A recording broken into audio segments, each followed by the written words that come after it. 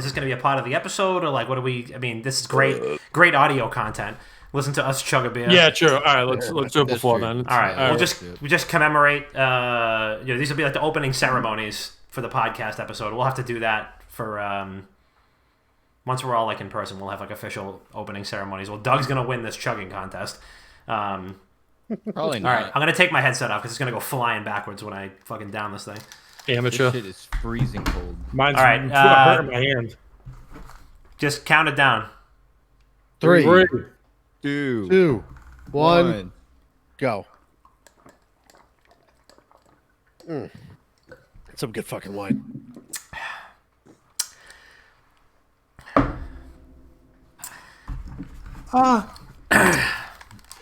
By a country mile. So bad. Chris, tongue to the roof of your mouth. Tongue to the roof of your mouth. Tongue. Roof of your mouth. It's there. Press. You gotta press. I'm pushing. What'd you do, Chris? Oh, it's so cold. I got brain freeze. It works better if you put your thumbs there. What? That's gone. That's gone. We're good. We're good. We're good. Wow.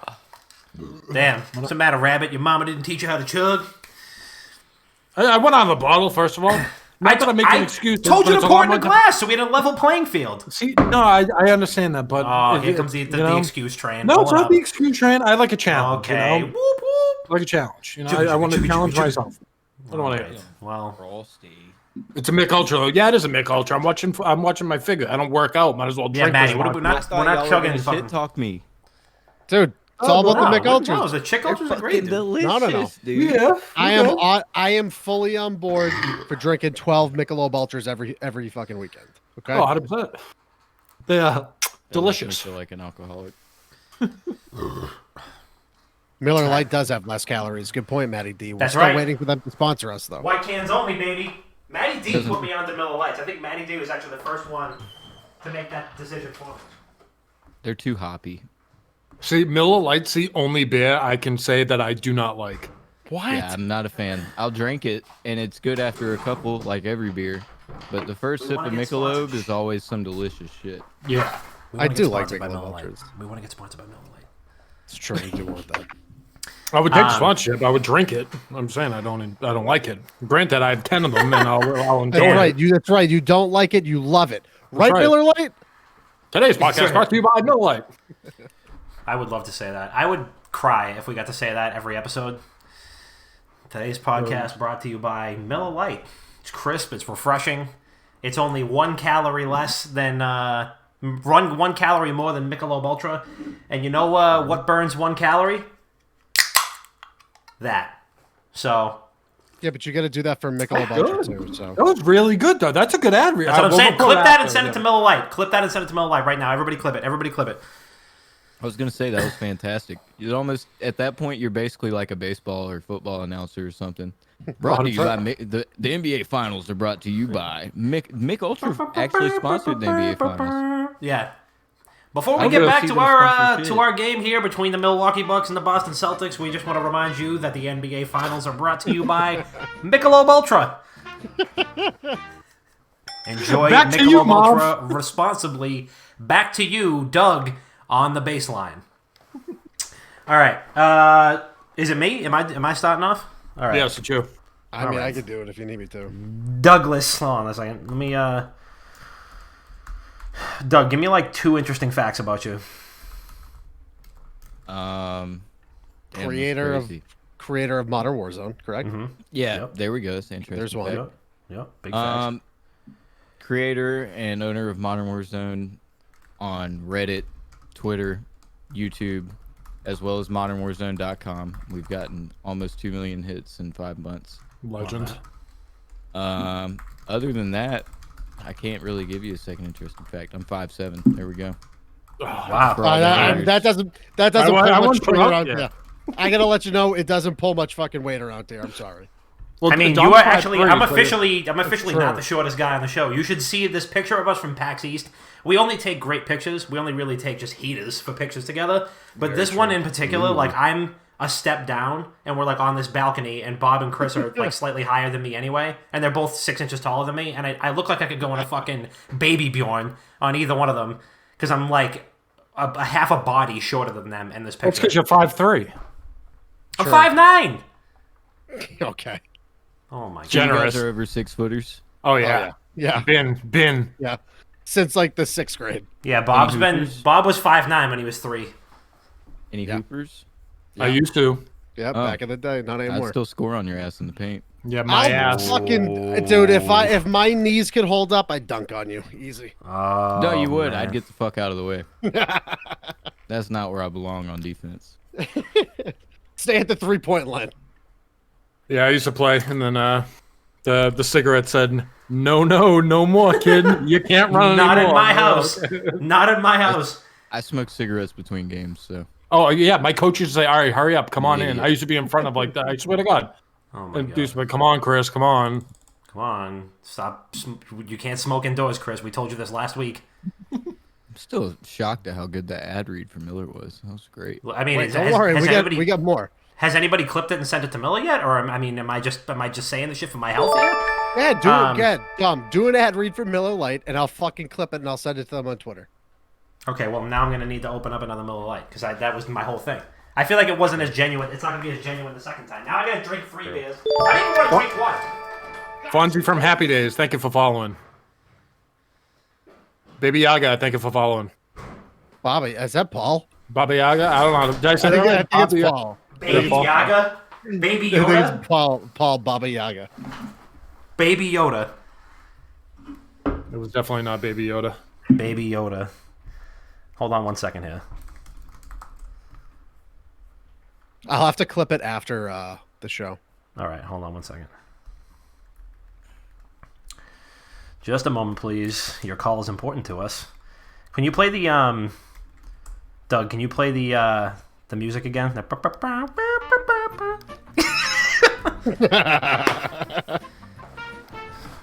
All right.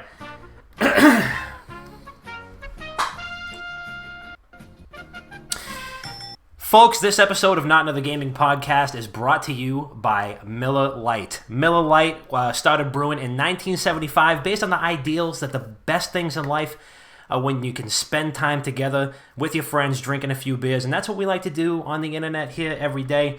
Miller Lite is the most refreshing and delicious light beer on the market. It might be 1 calorie more than its biggest competitor, but you know how you can burn 1 calorie, folks? Just like that. So, crack open a cold Miller Lite and enjoy this episode of Not Another Gaming Podcast. All right, let's do our actual sponsor ad. All right, just in case Scott from Thrive is watching that, love you. I'm gonna do the real ad read now. Okay, here we go. A fight with the gifteds. Thank you so much. Thank you, love you, thank you. Hold on, let me pause this real quick. Can we all just ASMR real quick? Yeah, we can ASMR if you really want to. It's kind of hot. Made it move. So I'm gonna teach you guys a little bit of mic technique when we get the studio. So you want to get real close up to the microphone. This makes me uncomfortable. I'm not gonna lie. I gotta take my headphones off. in my basement. I just want to whisper right into it, you know. Just can you wanna tap hit on my those- ears a little bit? You just want to hit the. Bro, ASMR freaks me out, man. It freaks me out. Fuck out too. I was freaks screaming me when out. I got my new mic and people wanted me. I was eating a bag and they wanted me to like fucking crumple it. What weird fucks. I would have banned them immediately. It's too many of them. Crumple me, step bro. You gotta have an audience. for it. My hand is stuck in the bag of chips. My hand bro. is stuck in the Help me. Pringles can. Hey, it happened for him. Hey, That'd be listen, quite happens a to hand scrap all job, the time. dude. A Pringles can hand job. It's called a can job. Nice. All right, let's do the ad read.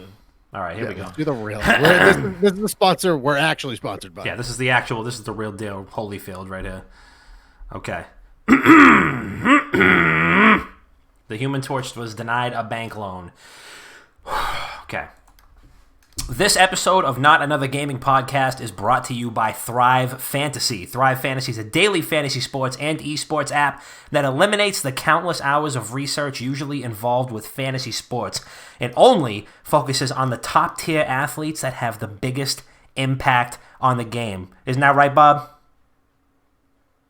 That's Absolutely correct. right. That is correct. Absolutely right.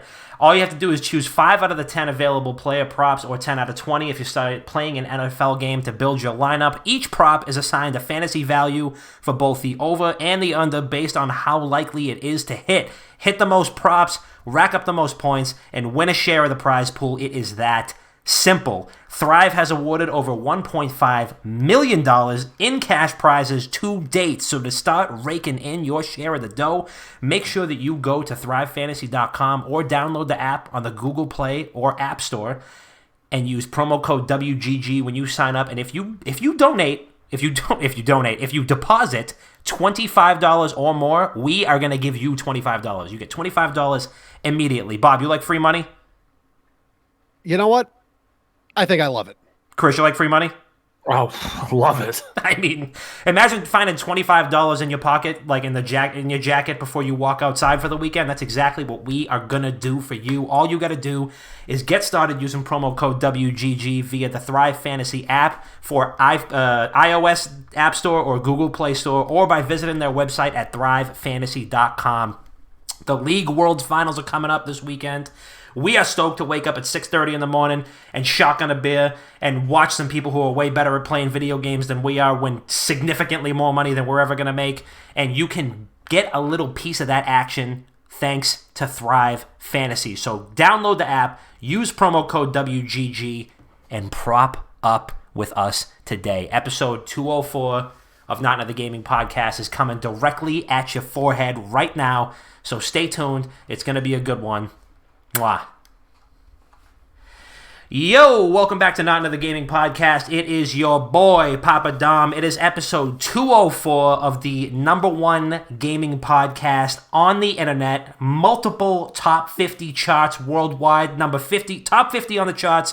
#1 in your hearts. We're back once again. Your internet dads, we are here once again. Live, direct, handsome, a little buzzed. All of the above. We're here, and we do this for you. I don't do this for me. At this point, we started doing this because we love it, but I do this for you now. This is all for you. You know what I mean? It's all for you. Just like that Janet Jackson song. I'm not going to sing it because I don't want to get DMCA'd. So we're going to get right into... it's unbelievable. I'm going to throw it on. I'm going to take a shower listening to it later.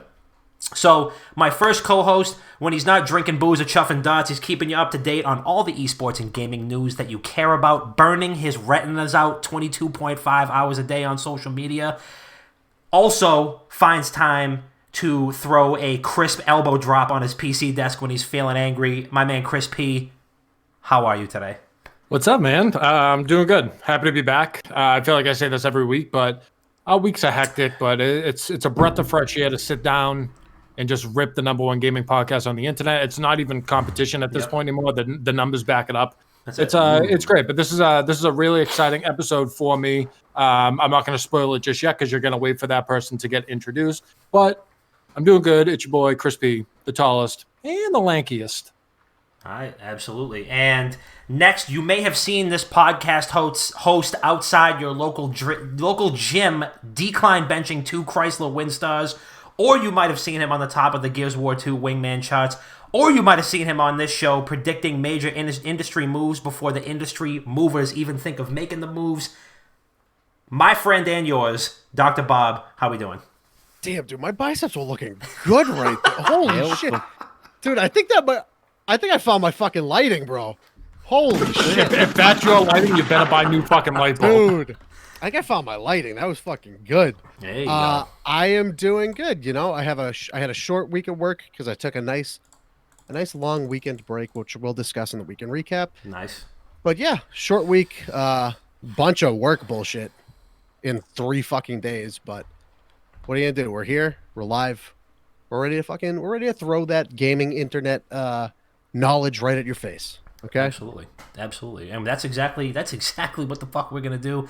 And just like we always do, I know that you guys have heard me say it before, and it still rings true today. All we do is bring you illustrious guests. So today we have a fellow under 6 foot king coming in at a brolic 5'7". He is the founder of Modern Warzone.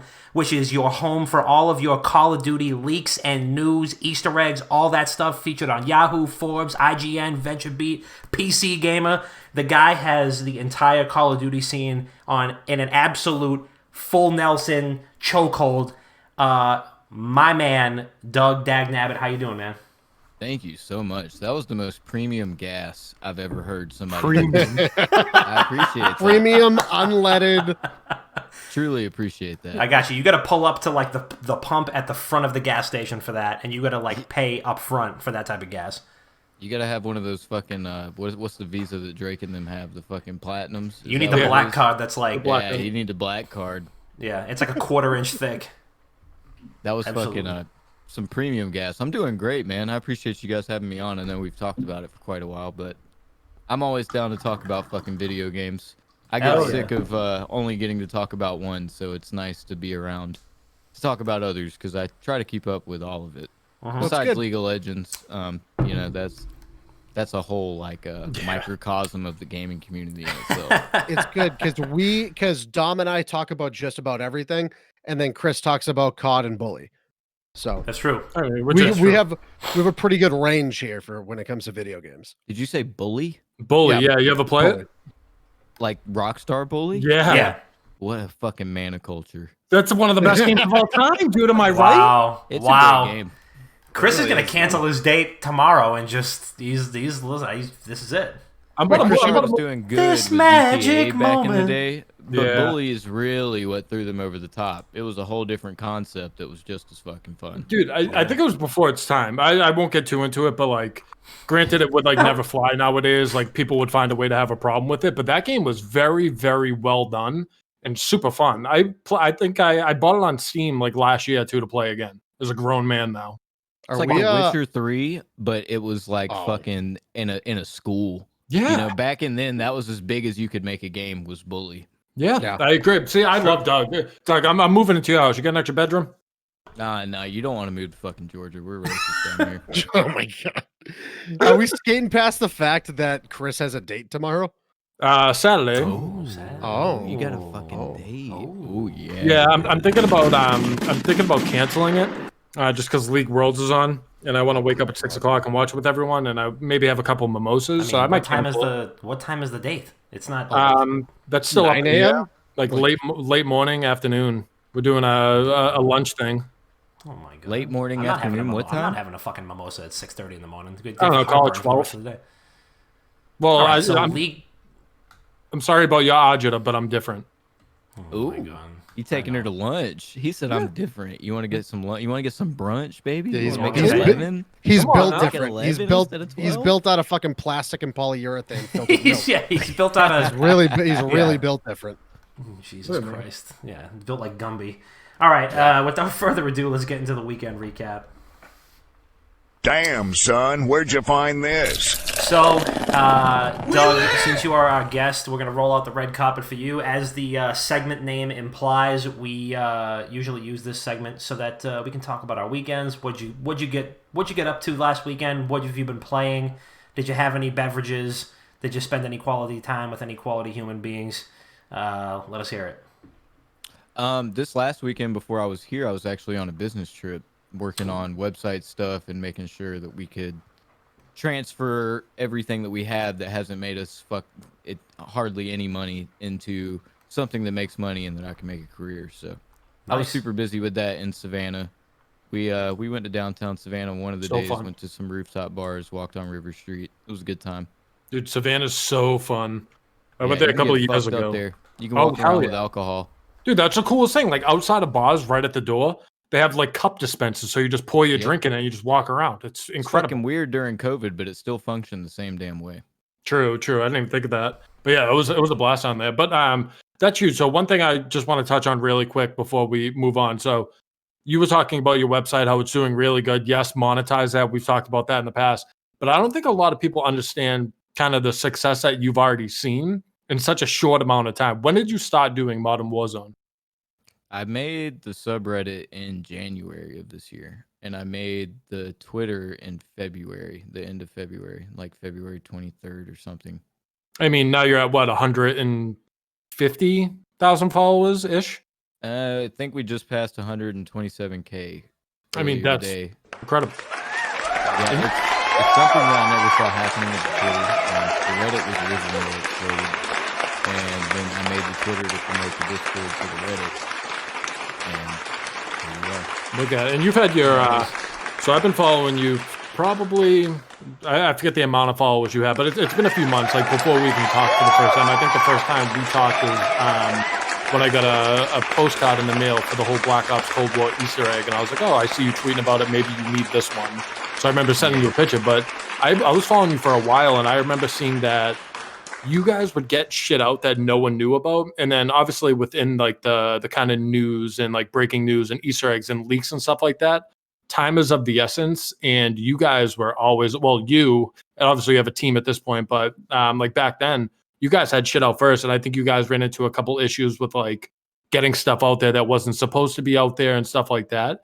But you guys used to fucking crush it, and you still do. But I was like, wow, how the hell? It's like I found out about like data mining and stuff from like seeing people that you would credit and stuff. I'm like, I didn't even know that was a thing. So me being the degenerate I am, I try to teach myself how to do it. Not as easy as it sounds. It's very, very difficult. I would never fucking learn how to do it. It's really not as hard. It's not hard, but it does take practice. You have to know what you're fucking looking for. There's hundreds of thousands of files. Yeah. But yeah, dude. I mean, it's fucking, things have changed, and people just have to realize that as I have gotten bigger, right around the 70,000 mark, you know, I already knew that they already kind of had an eye on me, and we know who they is. Yes. And yeah, you can't keep pumping out leaks that are 2 seasons ahead of time like that. Yeah. I would be disappeared by now. Yeah. So I have to. You would have been in the gulag for real. Yeah, I have to be careful about the way of things I do.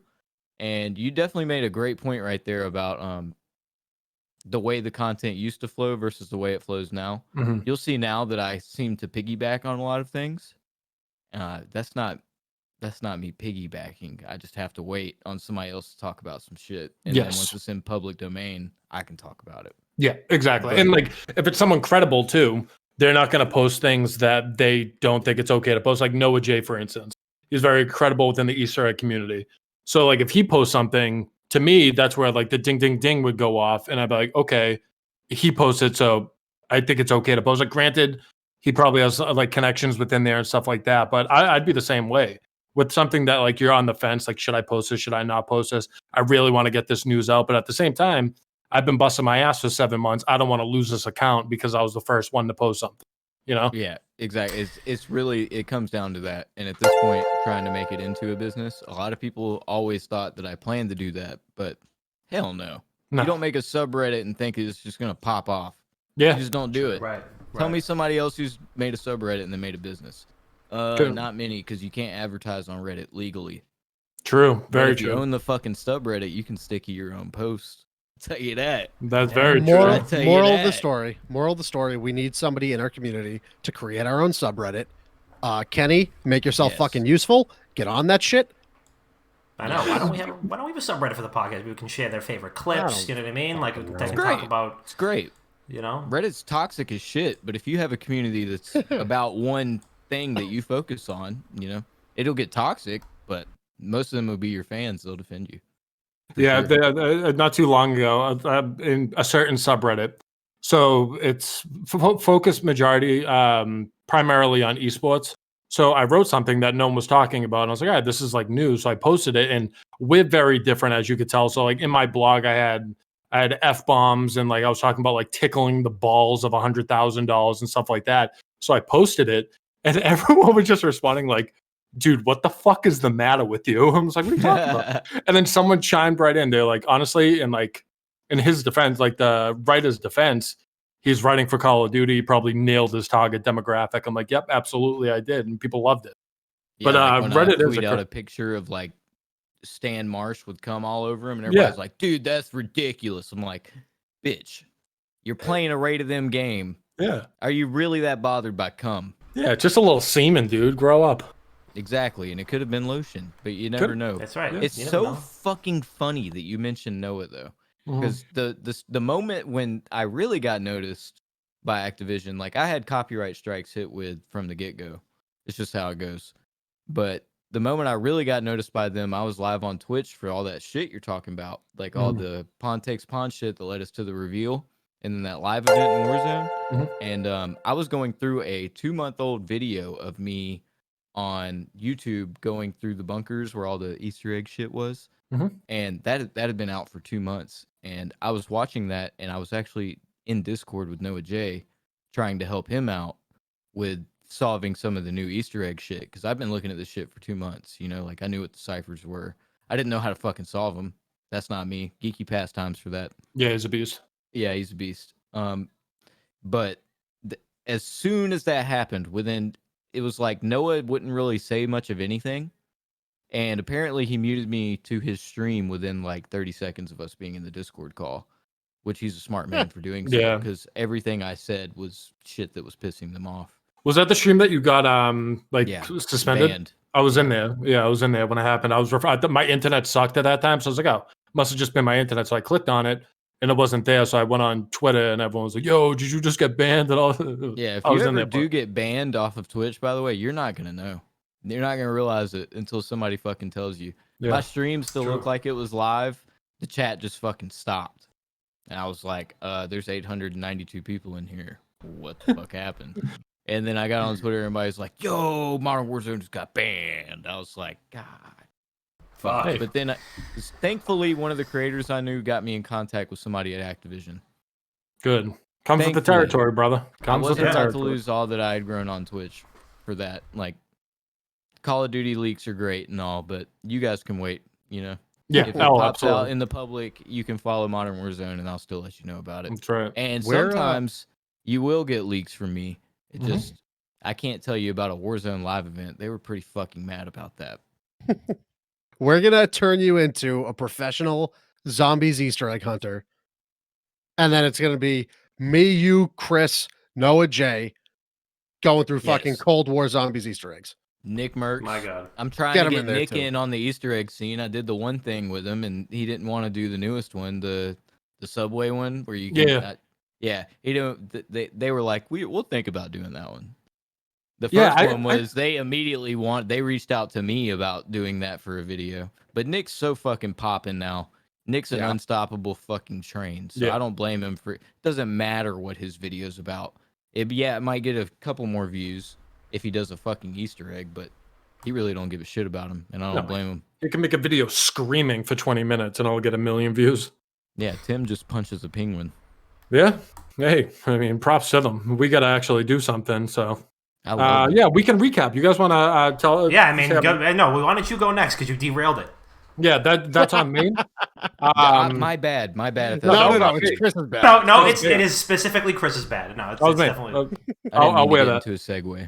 No, that was on me. I'll wear that. This weekend was really fun. Probably the most hungover I've been in a really long time after drinking with Dom. God. Had every type of booze under the sun. And I was thinking about that the other day because, like, we went out and we had, 10 beers. And then we ended up going to the Chinese restaurant. We went to Kowloon, and I had 2 Mai Tais. And then we went back to Dom's, and we had, 10 another 10 beers, and then a shot of whiskey for that like peanut butter whiskey, which was phenomenal. Well, we were talking about it. We were like, you were like, oh, have you ever had that peanut butter whiskey? And I go, Screwball? Dude, I've got, so good. Yeah. Hey, Screwball. Shout out to Screwball. You want to Screwball whiskey? Big sponsor, yeah. So we had we went out for like a late lunch, and then we got more food at Kowloon. So I think like late lunch was probably like, I want to say 4 or 5. I mean, we must have had, I don't even want to think about it. And then like we got back to my house. People didn't clear out until 3 a.m. And Chris randomly pieced out. We're in the middle of a conversation. He goes, all right, my Uber's here. And just like waddled out of my house. I was like, he's tapped. He's ready to go. Wrecked. Yeah, he's like, well, okay, my Uber's here. I just set up a guest room at my house too. I'm like, hey, if anybody just wants to just die over there, you can do that.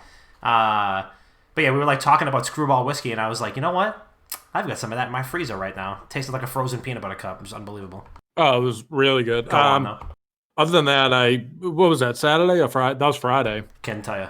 One of the days, and then the rest of the weekend just kind of licked my wounds and laid in bed and then watched Ghost Adventures. It was kind of nice. But yeah, that was my weekend. As for what I've been playing, mainly just Warzone at the moment. I got back into Valorant, played a couple matches with Maddie D the other day. It was kind of fun. Granted, I'm unranked now, so I'm playing against bots, but it was pretty good. But yeah, that was mine. Bob? I had a nice long weekend vacation to New Hampshire. I mean, Nice. Montana to Montana. We were up in the woods in Montana this weekend. Went up with my cousins, Chris too, and Christina, aka Tuna.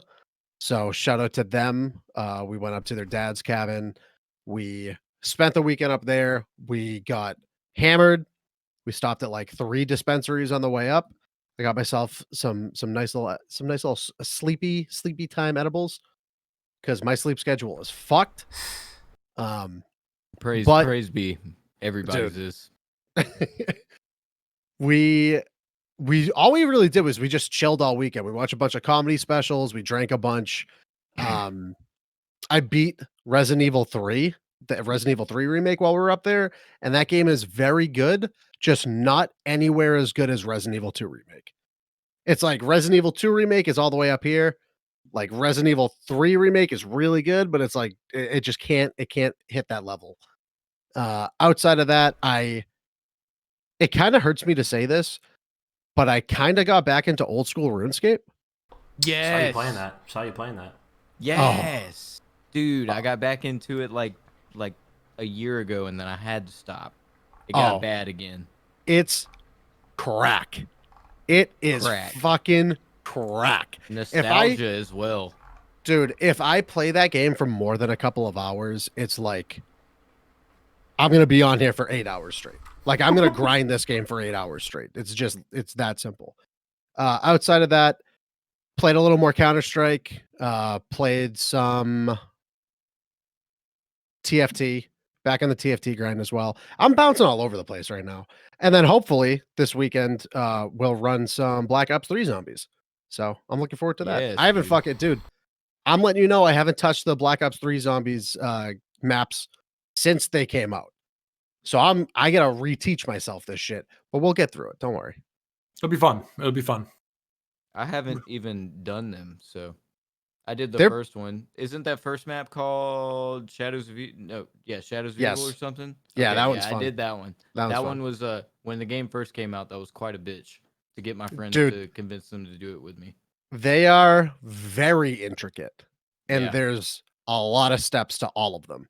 So that's why I said let's not do it tonight, because there's a lot, and they can go on for a little bit. Yeah. Dom, how was your weekend, pal? It was equally as hungover as yours, my good friend. So Friday was pretty low key. Didn't do a whole lot. We watched Borat 2.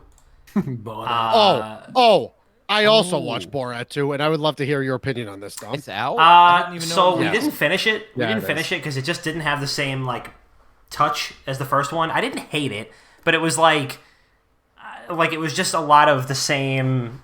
It was just a lot of the same kind of like beats as the first one, but it just felt a lot more forced.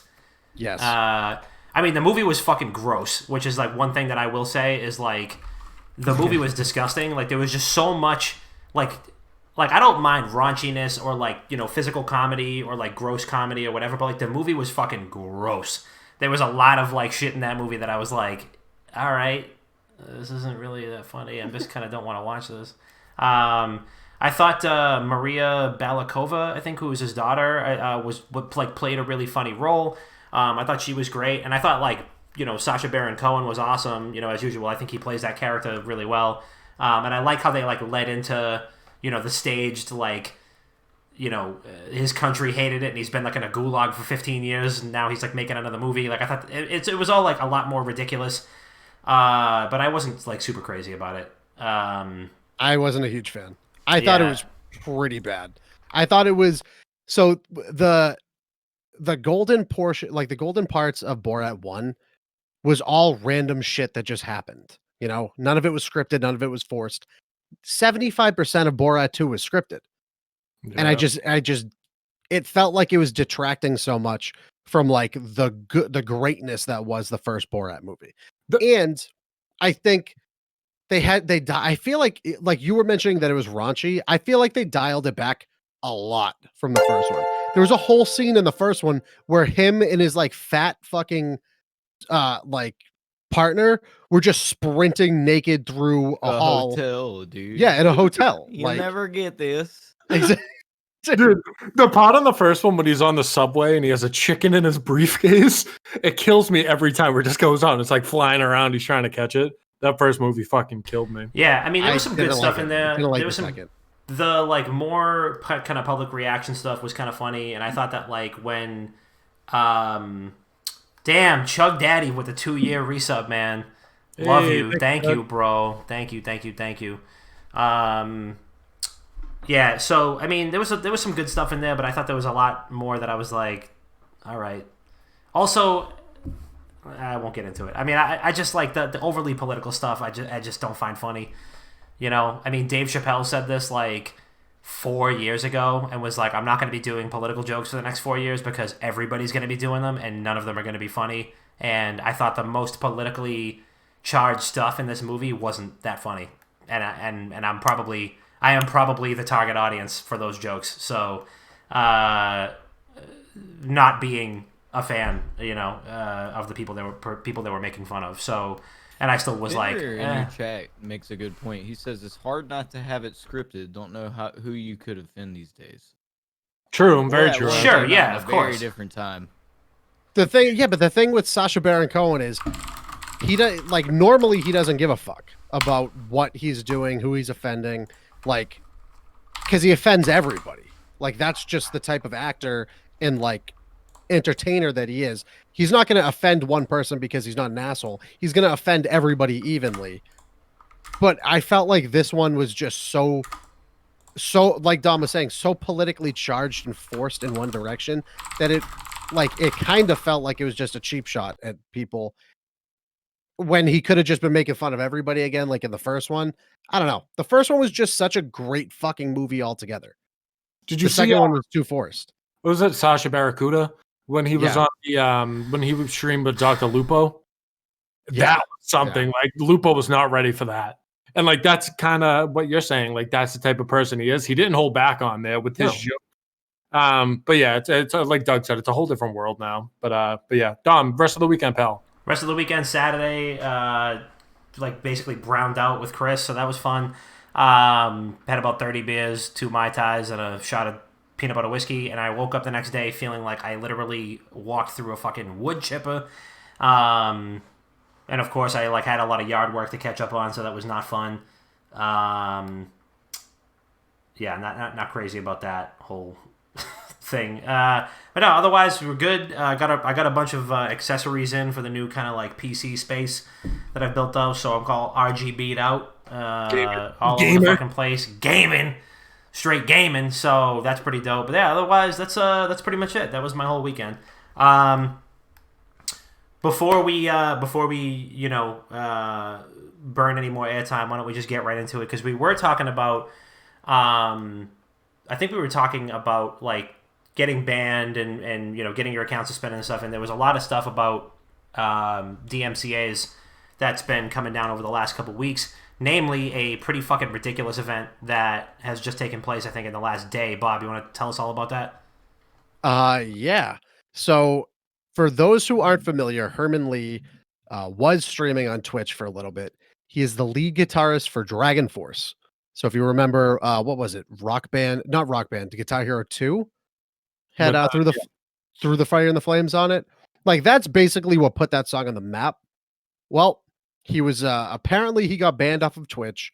Nobody actually knows the reason why he got banned, but so many people are speculating that it's just going in tandem right now with the perfect timing of the entire like umbrella of DMCA bullshit going on. So people are speculating that he got DMCA'd for his own fucking music, and he said, "Fuck it, I'm just gonna go stream on YouTube." Mm-hmm. So, which is what he should do. So of course, this is all just pure speculation at this point, but the timing just works out.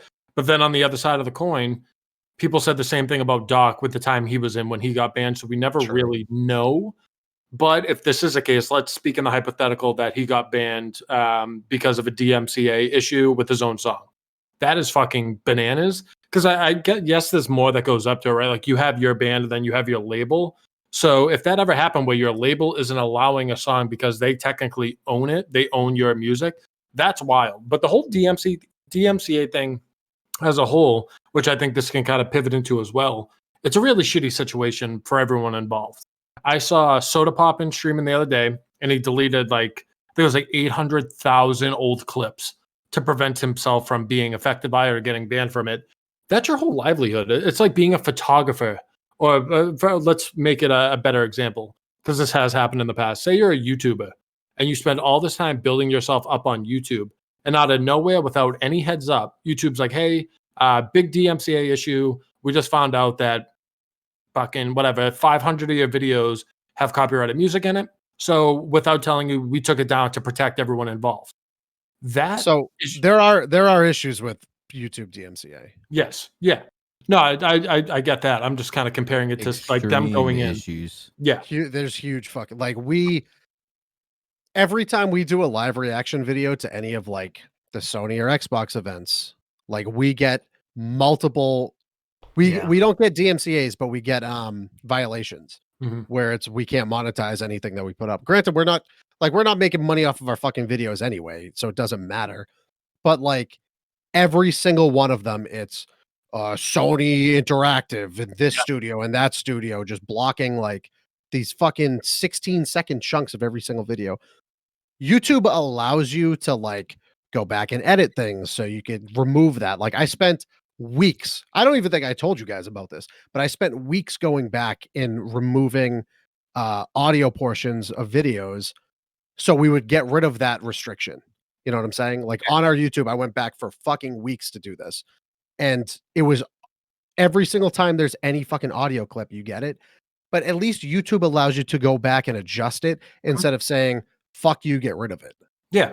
And like, that's a great point. Like YouTube, yes, they have their issues that go with it too, but they tell you what portion got taken out, so you know how to correct it going down the road. As of right now, there's no telling these creators what part of their video got them struck or got that video taken away, because those videos were removed without any heads up. They got an email saying, hey, we did it for you. We removed it. I don't know. It just took the whole video down. And right now, there's no software out there. There might be one, but I don't even know the name of it. Wait, but did the streamers have to opt into this? No, they didn't have to opt into it. Okay. It happened for them. They had no say about it, but they don't give you any heads up on what portion got taken out. So how are they supposed to know what clips to take down or what? Like that's what I mean. How are they supposed to know what clips to take down if there's no guidelines or like nothing to tell you what part? So that's why they're all going to huge extents right now and just deleting every one of their VODs and every one of their clips, because they don't know. You can leave a couple stragglers, and guess what? Those three are the ones that get you banned, and then you lose your fucking livelihood, you lose your job. The whole situation is just so fucked up. Fact is that this shit is way more political than people understand.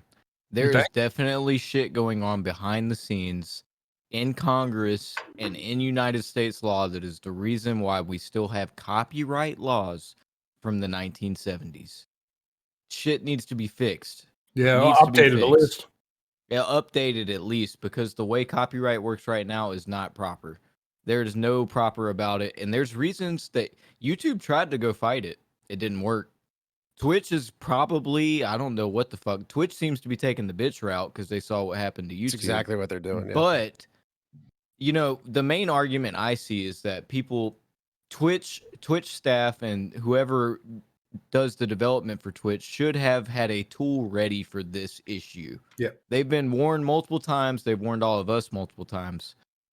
And like you said, I have no fucking idea how it works because I play music on my streams. They can come after me if they fucking want. My audio gets automatically muted. I have not gotten any of these emails. Yeah. I've had none of my clips removed, none of my videos removed. I'm chilling. And there's these different have people 1,000 plus views. So yeah. So we've actually had some of our videos removed. I've been going back recently for the past 2 weeks. There's like a good chunk of VODs for the podcast that we don't have on YouTube. So I'm like making this a project of mine to go back and get some of the older VODs. So at least we have them up on YouTube or something. At least I have everything backlogged and saved in like an external hard drive. in case shit gets deleted. But like we do have a good fucking chunk of our videos just wiped off of Twitch at this point. I think we probably have like a dozen or so podcast VODs that are just they're gone forever now because the audio got muted, and then so muted audio videos can only last for so long in like you can only go back so long to find a video, but those ones get deleted first. So I was going back, and I'm going back all the way to like podcast episode 150 or like 160 or something like that. And on the way through that, like a dozen of them are just gone. Yeah. So it happens, and it's fucking shitty, but like the weird thing to me is some creators, some streamers rather, are thinking about it in totally different ways. Like I saw Nick Merck saying he's not touching any one of his VODs. He goes, "We're fine. I'm not going to get in trouble." Yeah. And then you have one of his great friends, Tim the Tatman, working on deleting every single one of them. Then you have Pokimane deleting hers. You have Soda Pop and deleting his. But then you have Nick on the other hand, is like, "No, we're fine. They're not going to do anything." So like the whole situation, it's in this big like limbo state where they don't know what the hell's going on. And no one does. That's why everyone's nervous and just kind of acting and deleting everything. And Shroud was on a stream like a couple days ago. He was like, instead of taking the bitch route and everyone just deleting their stuff, of course, this is kind of just putting words in his mouth, but it's along these lines. He was like, if we all just came together and fought it as Twitch, fought it as creators on Twitch, there's a good chance we would win this or find some sort of like resolution to it. But he was like, fight it as a fucking country. Dude, it's like fight it as a country. Copyright law has got to be fucking updated. Yeah. It's like going on strike. Like it's like going on strike. Guess what, Twitch? You want to fucking delete 850,000 of my videos? I'm not going to perform. I'm not going to bring you money. I won't bring eyes or money to your platform anymore. Like that's what like if I saw what Shroud was saying and I thought like it's a fucking bold statement and it's a bold move to even attempt, which is why nobody did it. But I get it. Like it's like going on strike. You're the fucking as content creators on Twitch, we are your employees essentially, and we're the ones bringing you your money. Twitch doesn't make money without the content that's being created on it. It's that simple. So if every content creator just said, "Fuck this, I'm not okay with these guidelines or these rules," or the fact that you have no guidelines or rules and you could just at whim delete my entire fucking career, like no, fuck you. We're not going to do it. If people got together like that, I think something would happen. I like Shroud, don't get me wrong, so I don't want this to come off disrespectful towards him. But I feel like he can speak and do different things now that he has like an actual deal with Twitch. Like he has money coming in from them, and he's not just relying on his streams and donations and subs and stuff like that. So I think he's able to kind of think differently when everyone else goes into panic mode because those donations and those bits and that channel as a whole is all they have for their job. Right. Shroud has also never played music on his streams. So true. He has a completely different also mindset. True. He also just fucking games out. Yeah. Very true. Well, I was thinking this today too, kind of a pivot to it. It's so great to see Shroud now that he has like the actual deal with Twitch because he's playing games you would never expect him to play on stream. Because before it was like all FPS where he needed that high viewership and stuff like that. Today he was playing like Watch Dogs and he was playing what's that other song like Genshin something like Genshin Impact. He played Genshin the Impact. fuck out of the Cold War beta. He was Yeah. playing that for days at a time, for real. That game was fun. I was Oh, a yeah. lot of the internet was shitting on it. Shroud was all over it. That's what I noticed. Good. And that's how you know. Shroud is like an FPS veteran. To take his word over someone else's. I and watched him when he transferred to Mixer, and I just couldn't. There was something different about it. I've always been a Shroud stan, but Shroud on Mixer was nothing but Escape from Tarkov. He didn't give a fuck what anybody said. Yeah, but that was also in the middle of his huge EFT. Like that was the only game he was playing for a little bit, and then he went to Mixer, and that was like he got the bag, and he said, "Fuck it, I'll play whatever I want now." But he also seemed to be in a negative energy, like in mood all the time. That's what happens. That's what happens when you move to fucking Mixer. Yeah, true that. Right. You're not flexing. Hey, Nora, thank you for the raid. Thank you, Nora. I don't know. I sound like a broken record at this point, but it's been like the big thing everyone's been talking about. I mean, I feel like this is a bigger conversation or a bigger problem than any of us can probably solve. here. You're But I right. mean, copyright. I mean, I feel like this is something that we've been. This is like since Metallica sued like Napster or something like that back in fucking 2000, 2001. You know what I mean? Like this type of shit has been going on for. It's an ongoing battle. This is something LimeWire. that. Yeah, right. Like this is not going to be. You know.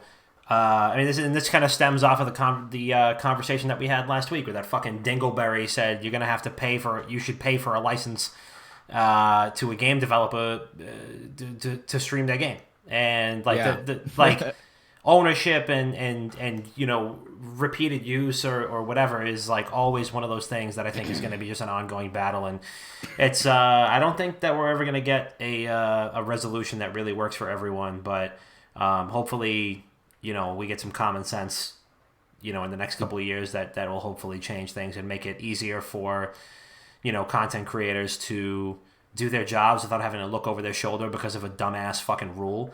Yeah. You know, The and music also industry has to figure it the fuck out. They got to figure mean, it the fuck out. They're the I ones think- who move towards online streaming their music. yeah, I think the biggest thing for me is the selective enforcement of it. It's like True. you know Yeah. the selective Yeah. enforcement of it is just fucking it drives me nuts. And as somebody who personally like I don't stream that much, but I like to listen to music while I stream. And you know the fact that it's like okay, another wave of Twitch DMCA bans is coming. It's like either enforce it 24/7 and ban everybody, or don't enforce it. There can't be you can't just selectively enforce because then that's just going to add towards the discourse of all right, well, why is this person immune to it? You know, why did they fly under the radar here? You know what I mean? Like it's just let us be creative. Like Wolf just said in the chat, like let us just have fun and be creative, or don't. And I don't blame you know people who are jumping ship to different platforms to do it, but I mean every platform is going to have these problems. There is like some good coming out of it, where a lot of independent music creators are just giving people their content now for like just outright. Like who was it? T-Pain was saying every fucking piece of content that he's making going forward is just public domain for anybody to use going like at any point. Harris Right. Heller from Alpha Gaming does something very similar. He makes like synthwave, lo-fi music. I listen to all of his shit on stream too. It's like all of these incredible music talents are coming forward and just saying, cool, you know what? Fuck it. If you can't listen to all of the music you want to listen to, here's something that you might be interested in, and it's free and you don't have to worry about it, and just take your time. Like just enjoy yourself with this instead of having to like stress over what is DMCA and what isn't. Like we have friends that are musicians Mhm. that create music all the like if so our pal Jake, who is in a band called Jail Socks, go check them out. If I wanted to stream like their music on Twitch and I get a DMCA from that, I'd be pissed. Or if like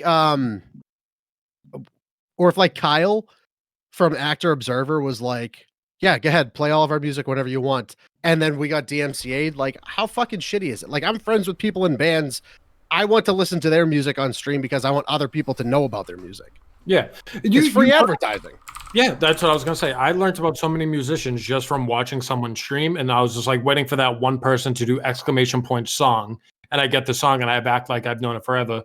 We actually got DM'd from a friend of Boston Brad's the other day. He's a musician too, Jeffrey Ill.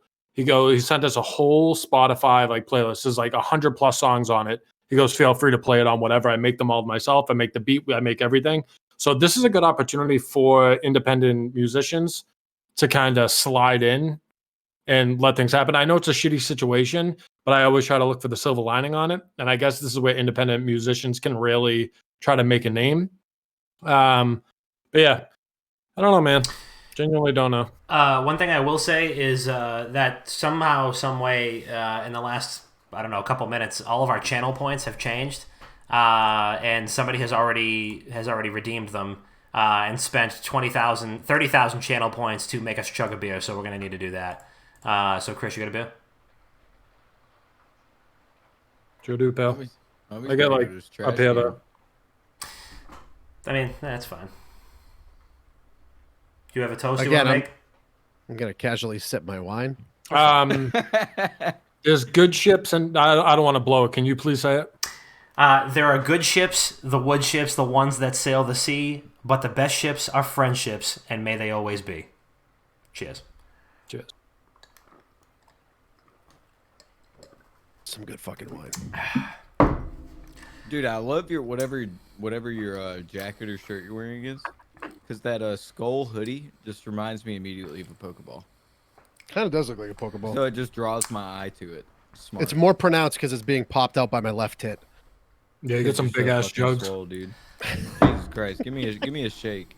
See me, baby. Hell Well, yeah. one of the channel point rewards is Bob rips a shirt. So, No, this is a brand new. This is the first time I'm wearing this shirt. well, not. I mean, it doesn't say that shirt, but yeah, it's 50,000 points. Bob rips a shirt. There's everybody does 5 push-ups. We sing you a song. Topic recommendation for 80,000 points. Wait, we gotta get rid of we can't sing anybody a song.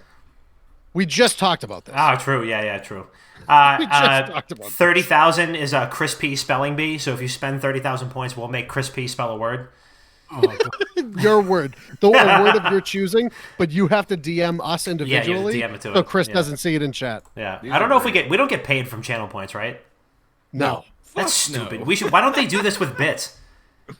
Yo, you know that Twitch is testing something right now where they have pretty much bits, but instead they put a celebration behind it, so it could be like confetti or fireworks or something. Yeah, The only difference is that animation, and they take a 50% cut of everything that gets like sent in through there. What a That's so bunch of good. fucking Scrooges. Keep your eye on Modern Warzone when it comes to Twitch leaks too, because I definitely have an insider at Twitch. So Oh, okay. Yeah, I'm I've gonna already tell leaked. you. Okay. did you see? You may not have been following me then, but you may have when I leaked that they were gonna start allowing you to request to be unbanned from Mhm. the mod team. Yeah, I put that out a month and a half where they implemented it. Okay, And all right. I dope. also I didn't tweet about the congratulations thing just because I'm a streamer and I realized like it's not that big of a fucking deal. You're still spending an ass load of money to make sure that my money doesn't get stolen from Twitch. True. They're still stealing my fucking money. It's the same thing. So, Doug, you just became a source. I think that's what they call it. So, my sources say, our sources say. Ooh, we get to say that now. Yeah, Can we say? finally Wait, got it. can you leak something on the podcast so that we can say like per sources? You got to give me a second to think about what I can and can't. Just All right, yeah, All just right, think about it. Take your time. All right. You got the kept whole up, episode. I've Take your leaked a time. lot of shit on a podcast before because I All right. usually am drunk by the end of. So I'm gonna say Look. like per sources. You know what I mean? No, you That's- don't. You guys don't have to tag me and shit. No. It's just per source. That's all. Yeah, That's like what the 'cause- NFL insiders do is they don't say who it is, but it'll be like per source. You know, like Tom Brady signed back with the Patriots because he doesn't like being on the Buccaneers because he doesn't like being Yeah. on a team that has wide receivers. So Like that's you fucking guys. You guys helped me out when I was streaming that one day, the first day of Zombie Royale, Yeah. and my people were like, "Oh, you're fucking stealing their shit." Yeah, Little did oh they my know that God. you guys were being Oh. cool about it. Oh my god, that You was don't the understand. dumbest shit. That was the dumb. I don't know if you knew about this. I Well, saw so it. we I were- saw a bunch of people. Hey, thank you, Don't Shoot here for the sub, and JB for the gifted sub. But yeah, I saw the comments, but I didn't know like the context of it because I just saw that he shared a clip. I think that you guys were playing together, right? Yeah. People get Okay. on to me a lot because I have bitched about not being credited properly in the past by people that have issues with me. But when I bitch about not being credited properly, it is entirely different than somebody giving me the rights to their shit. Yeah. I don't give my rights to these other people, and these people don't know shit about what they're talking about. But I'll come out and I'll say, like, not to throw Charlie under the bus. This one didn't bother me really at all. But I replied to one of Charlie Intel's tweets. There was a 19-second like screen recording from my iPhone that was clearly mine. I posted it. It was the exact same length, had the exact same random shit, and ended with the recording. And I just replied to it, and I was like, "Hey, this looks like it's the exact same video I posted." And I was like, that's all I said. Oh my god. Oh People my went off. God. People were Don't just fucking going, do getting that. up your ass Don't for it. fucking do that. It's not Dude. like I was trying to roast him. I'm just basically passive aggressively saying, "Why didn't you just tag me, bro?" Yeah. Yeah. All I And knew then we literally told Doug, we were like, hey, use this clip just because he didn't have the clip himself. We were like, hey, toss this clip over to Twitter. And then somebody immediately was bitching, like, weren't you complaining the other day to Charlie Intel? Yeah. And we're like, time out, brother. No, we're streaming with him right now. Like, that was the craziest part. I'm in the fucking video. Right. I'm in the. You can see my shit. I'm gonna keep. Yeah. I'm gonna keep it real with you, Chief. You're wrong. No.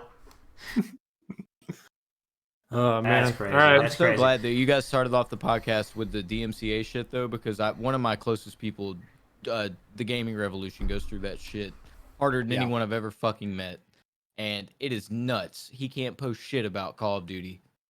It's crazy. They must be jealous of his accent. No, the laws have to get redone.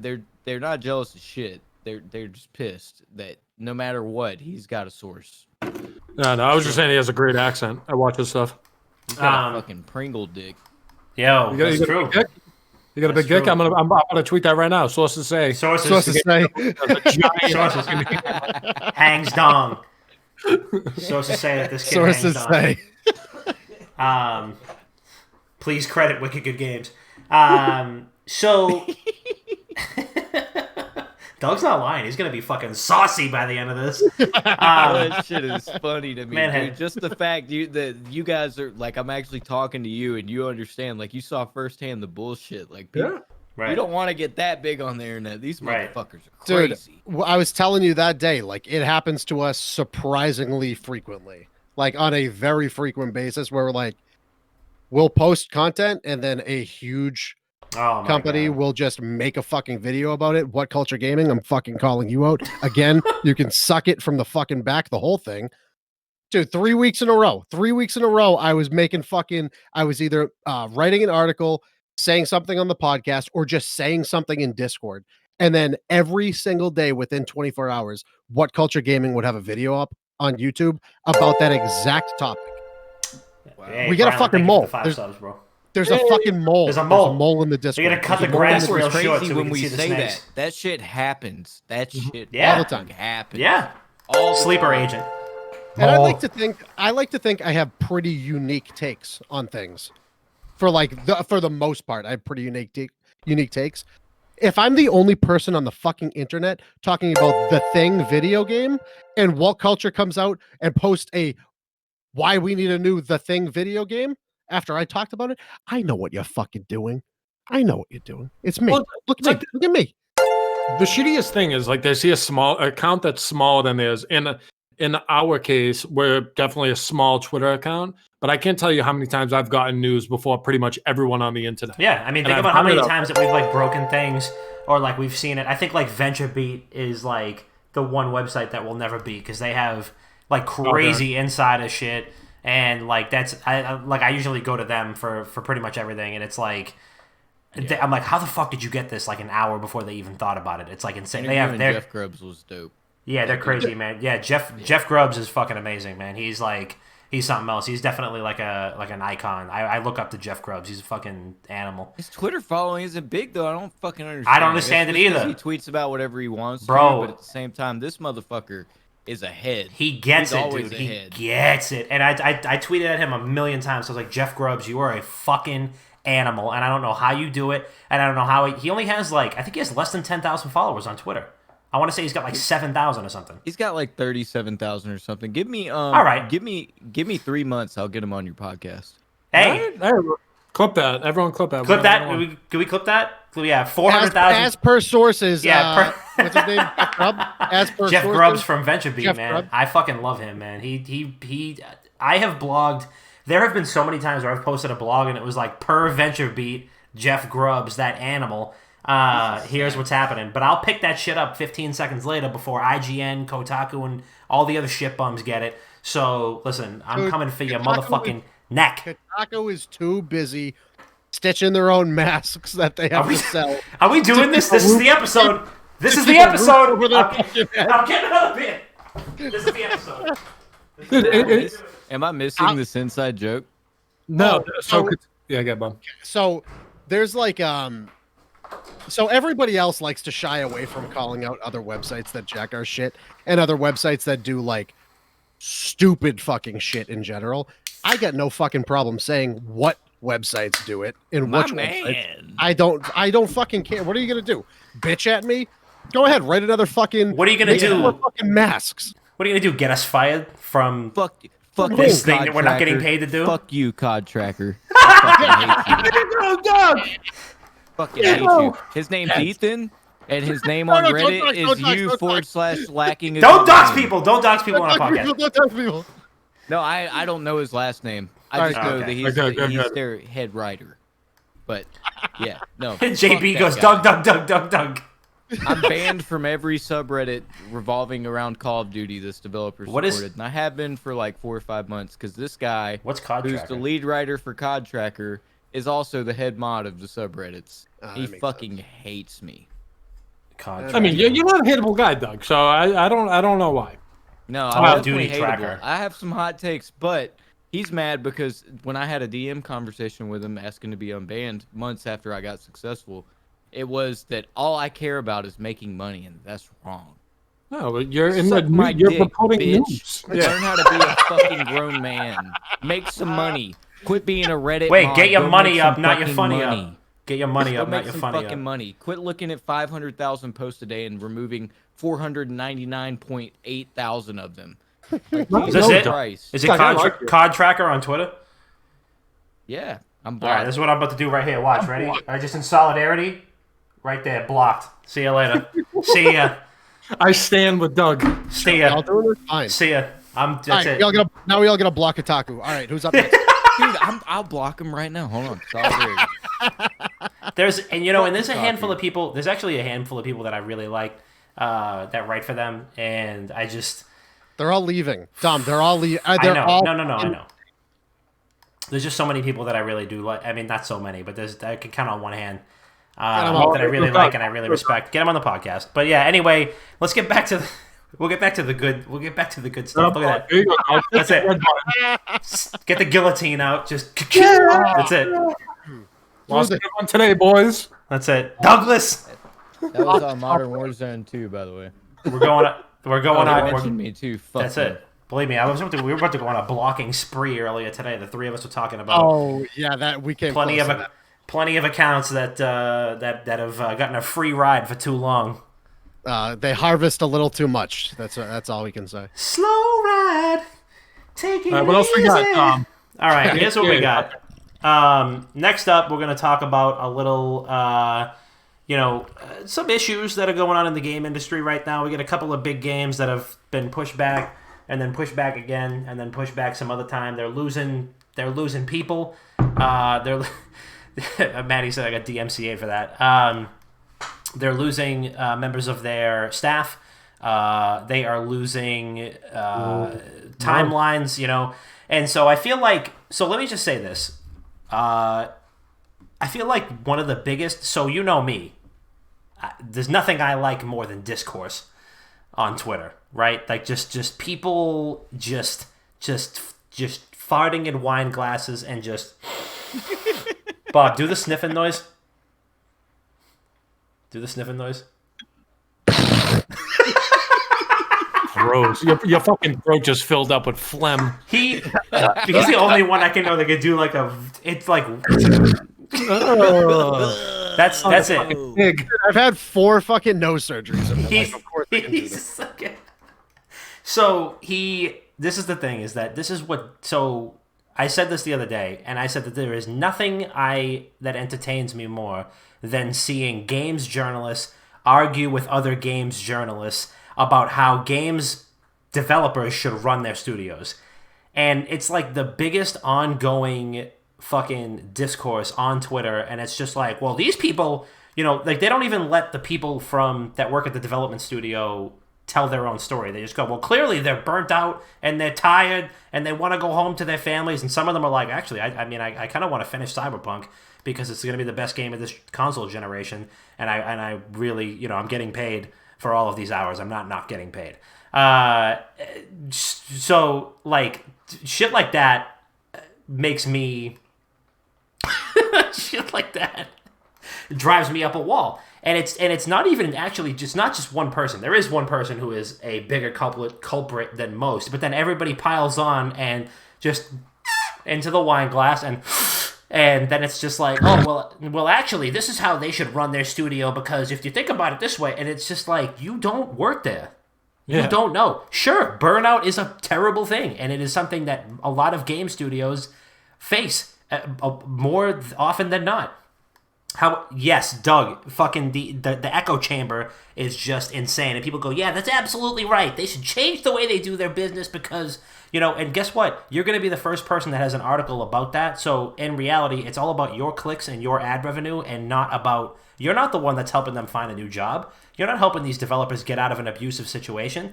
You're not helping them spend more time with their family. You're going to write an article about it so that they can tab over during their, 30-minute lunch break and go, oh yeah, I guess it does kind of suck to work this much.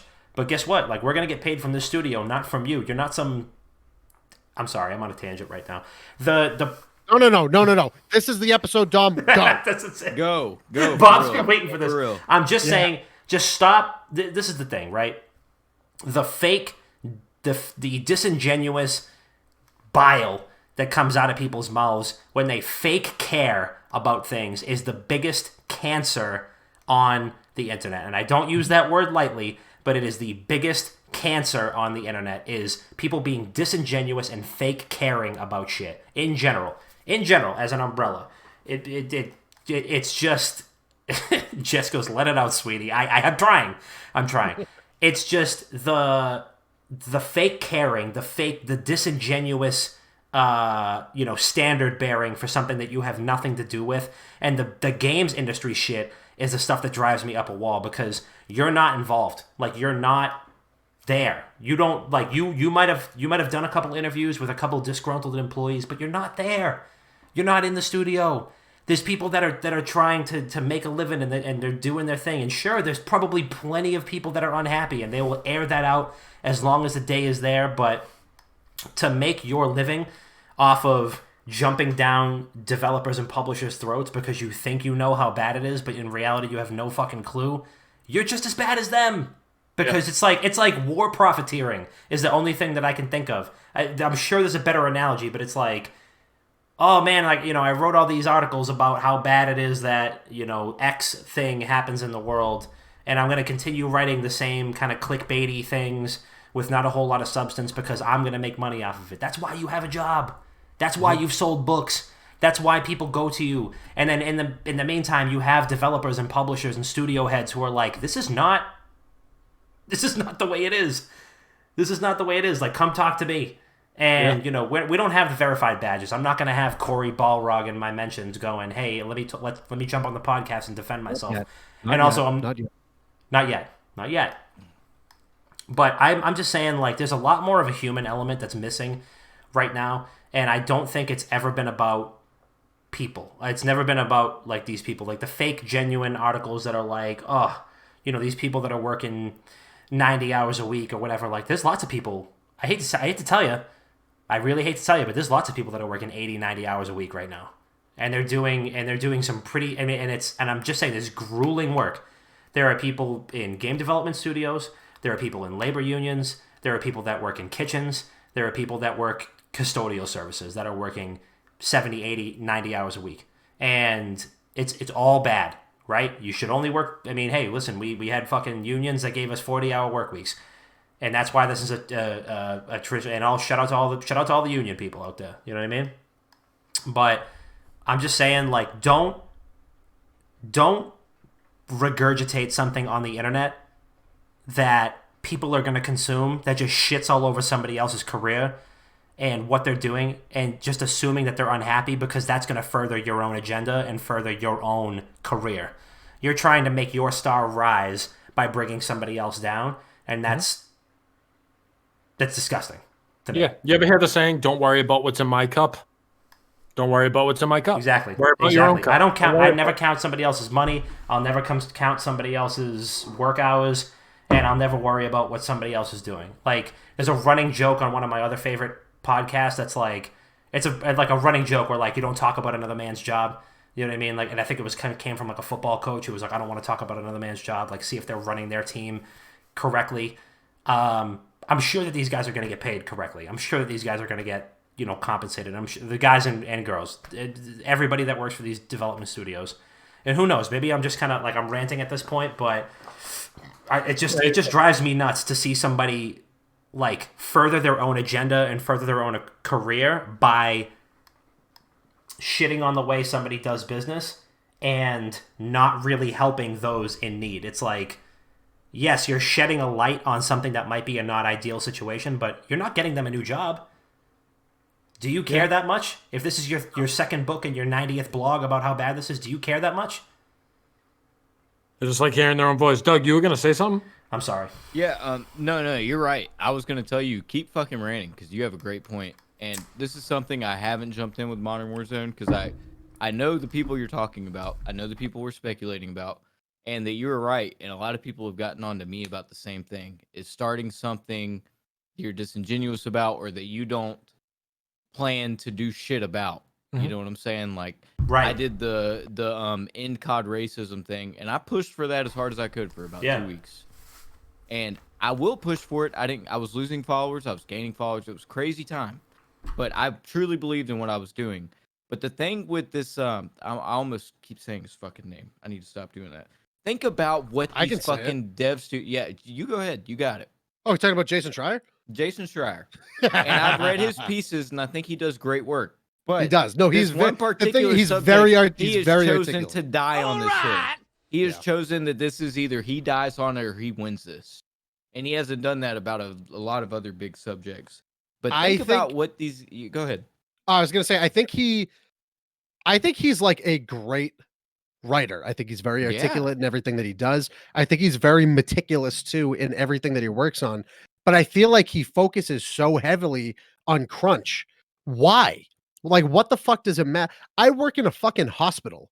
I have to work with patients. If my patient is starting tomorrow morning and the plan isn't ready, guess what? I'm not logging off at 4:30. I'm working until it's done. Like, that's how like this patient needs to get treated. Guess what? I have to work 15 fucking hours today to make sure that this patient gets treated. A game needs to get put out. Guess what? People need to work to get that fucking game out. I haven't really thought about it from that perspective, but you hit that nail on the fucking head, dude. Dude, I've had this discussion 100 times. Like, I look at healthcare systems. If you need to treat somebody, it doesn't matter how long you've been working before that. You have to treat somebody. Exactly. And just like, relating that to how it would work for me is like with my website and shit, if like today I didn't plan on writing 7 articles, but you get the fact that Warzone is not going to get a motherfucking anything new with Black Ops Cold War release. I got to fucking work. It don't matter what time of day it is. It don't matter if my daughter's crying or what. If she's taken care of, I got to write that fucking article. Yeah. And I think that people in the tech industry know what they're fucking getting into. They're getting into a deadline pushed industry and that they need to work together. And you're right. Everybody's right. All sides are right in a way. Jason Schreier doesn't make it a point that they need to work together to unionize. He doesn't make it an effort on his part to encourage unionization, but they need to unionize. Think of what these devs go through like a marriage, bro. You are together for 5 or 6 years working on something behind the scenes. People find out about it 4 years in. Yep. They start telling you how the fuck to run your marriage. That's so true. Nah, bro. That's so fucking true. That's not how shit fucking works. People on the internet don't know shit. Right. They don't know shit. Jason Schreier might know shit, but it truly is never about people. That topic that he's covering with crunch, the fact that it's become such a trending topic in gaming means that anything he's ever written about crunch is fucking yeah. And the thing is, I don't even think he's doing it to make it that huge of a subject. I think he's bringing it to the forefront so people understand what these companies have to go through. But that doesn't mean it's inherently a bad thing. You have to fucking work to get your product out. Yeah. It's that simple. Like, if you do, and we talk about this so many fucking times when it comes to like burnout, like content creator burnout. If you want to fucking make it, you have to put in the time. You have to put in the fucking through. Yeah, you gotta break your own fucking back sometimes. But I understand that people need to take breaks. People absolutely need to fucking worry about their own physical and mental health. But if you're an outsider telling a streamer, hey, you need to take a break, you've been streaming 75 hours this week, fuck you. Who the fuck are you to tell me how who the fuck are you to tell me how I need to live my life? I'm not telling you how to live your life. I don't fucking care how you live your life. Like you guys are saying, don't ask what's in my cup. I don't give a fuck about what's in your cup. I don't care what you do with your life. Don't tell me how to live mine. Yeah. Don't tell me how to work either. Like, I totally agree. I totally agree. I mean, and this is just, I think it comes down to, I mean, hey, some people were raised differently. Some people were raised with more opportunities than others, and some people had maybe a leg up that others didn't. Maybe they didn't have to grind growing up. Maybe they didn't have a job until they were fucking 25. I don't know. But, I mean, I was raised with a pretty strong work ethic. I mean, I got my first job when I was like 12. And I'm the biggest proponent of work-life balance there is. I mean, I've worked a full-time job pretty much since freshman year of high school, and I'm the biggest proponent of work-life balance that there possibly is. People that are in our Discord, in our community, know that I usually reserve my weekends for my wife. I reserve my weekends for my family. Will I still bang out a blog here and there? Absolutely. I absolutely will, because that's what matters. I want to make sure that's my responsibility to do that. As somebody with the most blogs on our website, I need to continue to keep that content flowing. And, at the same time, I know Chris is burning his fucking corneas out 89 hours a day on Twitter. I know Bob is relentlessly editing for hours on end. He's got a backlog of 13 videos that he wants to do right now because we all have a common goal. And shout out to you guys. That's fucking dope. You guys work so good as a team, for real. I appreciate it, man. Thank you. You said earlier that I have like a full team or whatever. No, I don't. I have one other writer that I knew in high school who wrote for a couple other websites. He's done like 40%, but dude, everything you see, Twitch, YouTube, this is all me, dude. We're lucky enough.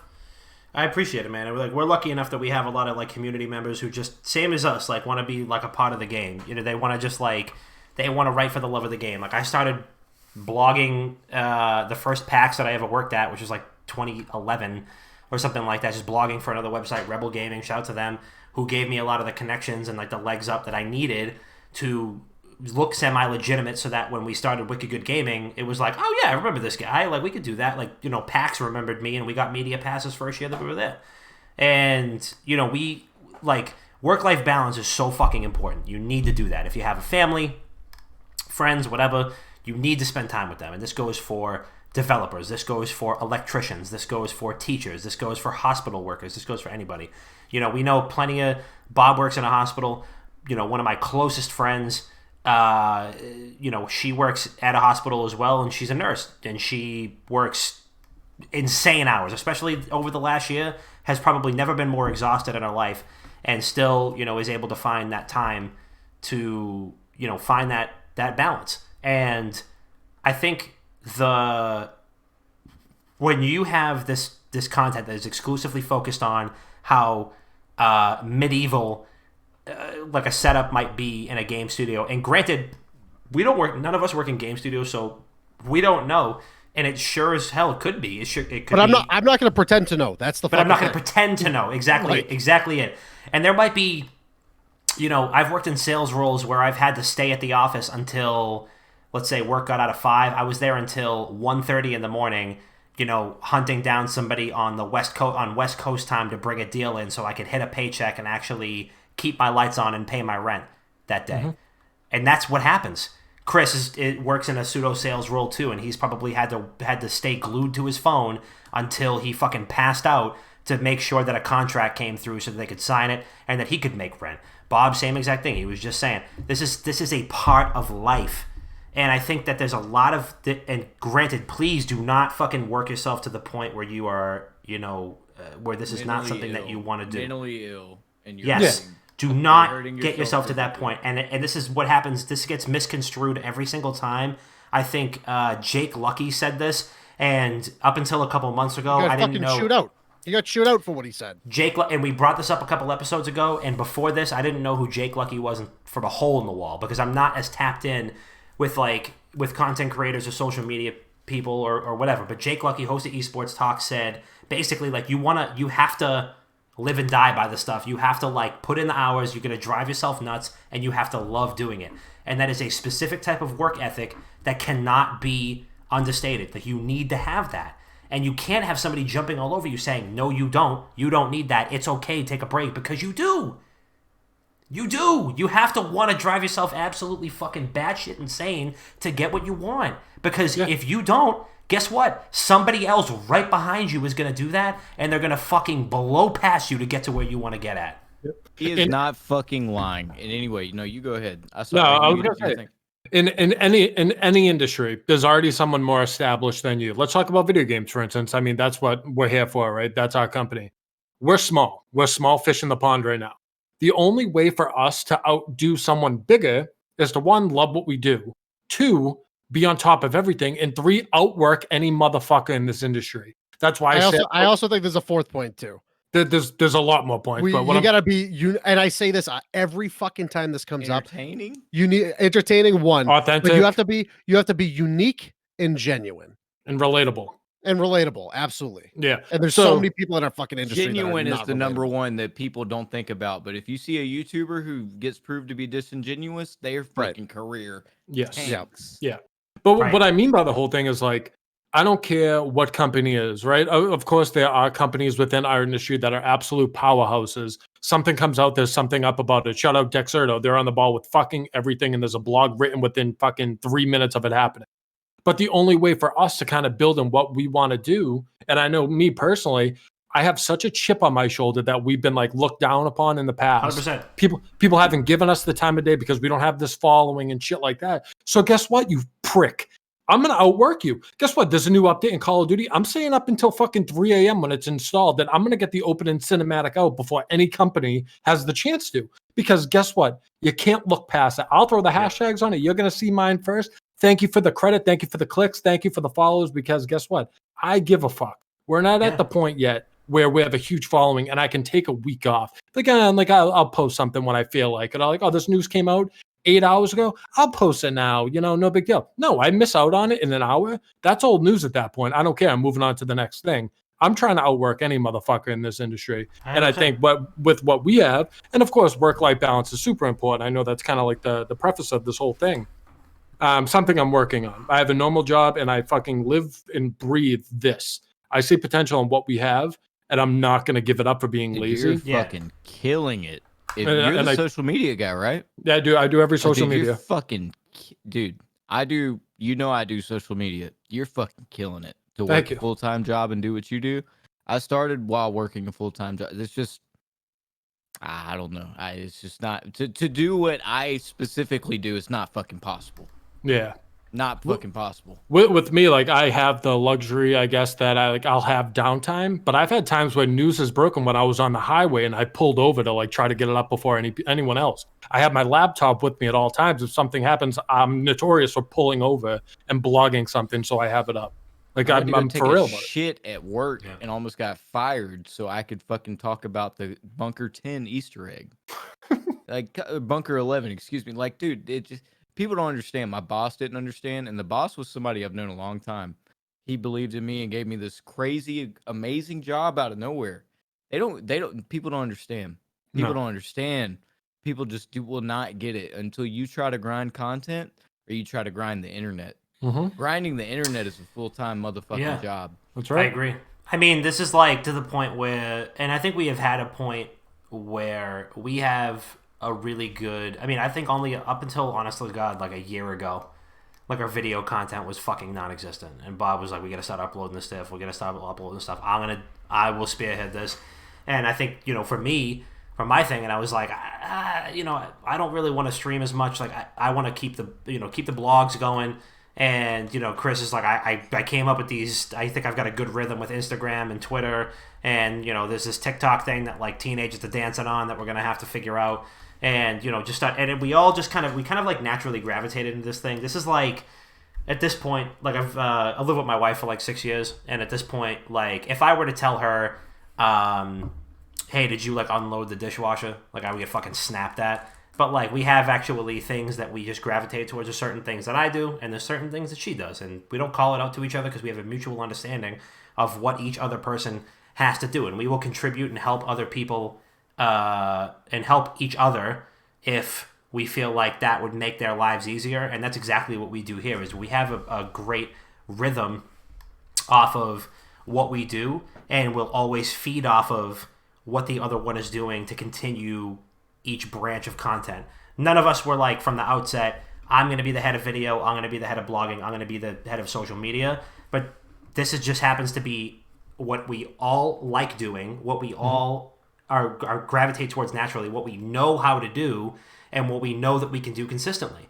And so, and again, I cannot understate how fucking fortunate that we are that we have so many other people in our community who are along for the ride with us, helping us out, that for the love of the game, they're like, I want to post a blog, I want to be involved. Great, let's see what you got. Let's fucking do it. I want to edit a video. Unbelievable. We have some incredible fucking talent that know more about this stuff than we do, and we're just learning as we go along. And listen, one of these days when this big break comes along, which is gonna happen, like, we're gonna do the best we can to do right by everybody that has helped us get there, because this is not, having somebody come up to us and be like, that blog was the funniest fucking thing that I've ever read, or that tweet was the first, you guys had the first fucking thing on the internet about that, or like that video, I had no idea that those features existed in that game, or your podcast changed the way I was looking at my life at the time and made me a different person. That type of stuff you can't quantify. No. And that makes that, if there was even a second that I spent over time, or like there was a second that I out of balance that I spent, that made that worth it.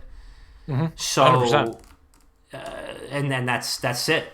That's all I gotta say about that. I mean, you're only gonna get what you put in, and even then you'll probably get about 1/10 of what you put in right now, because everybody else is trying to hustle to the finish line here. And I don't know if there's only about 5 people probably in the streaming type deal that have gotten to the promised land of $1 million contracts. Yeah, That's the promised land of interest. that fuck you money. That's what it is. That's right. Yeah. Well, what you were saying, Dom, 10%, right? It's called compound interest, baby. That 10% adds up. That 10% keeps adding up. And at some point, it'll hit. It's going to work, baby boy. I'm here for this shit. We all are. See you on the fucking moon, bitch. What do we got next? I need to take a pee. Okay. Tell me what the next. All right. Well, let me The pick next thing was we were supposed to talk about Halo Infinite losing their director, and Oh yeah, we went way off on that. we one. fucking just. I'm sorry for the rant, Volume 1. But yeah, what else were we supposed to talk about? All right, we Legalized. can go take a piss. We'll talk about Halo real quick. All right, cool. So if nobody knows, Halo Infinite lost their second creative director. Am I going to tell you I'm shocked by it? Absolutely not. I'm not shocked at all. Everybody knew Halo Infinite was going through a rocky development cycle. Chris, were you shocked by this?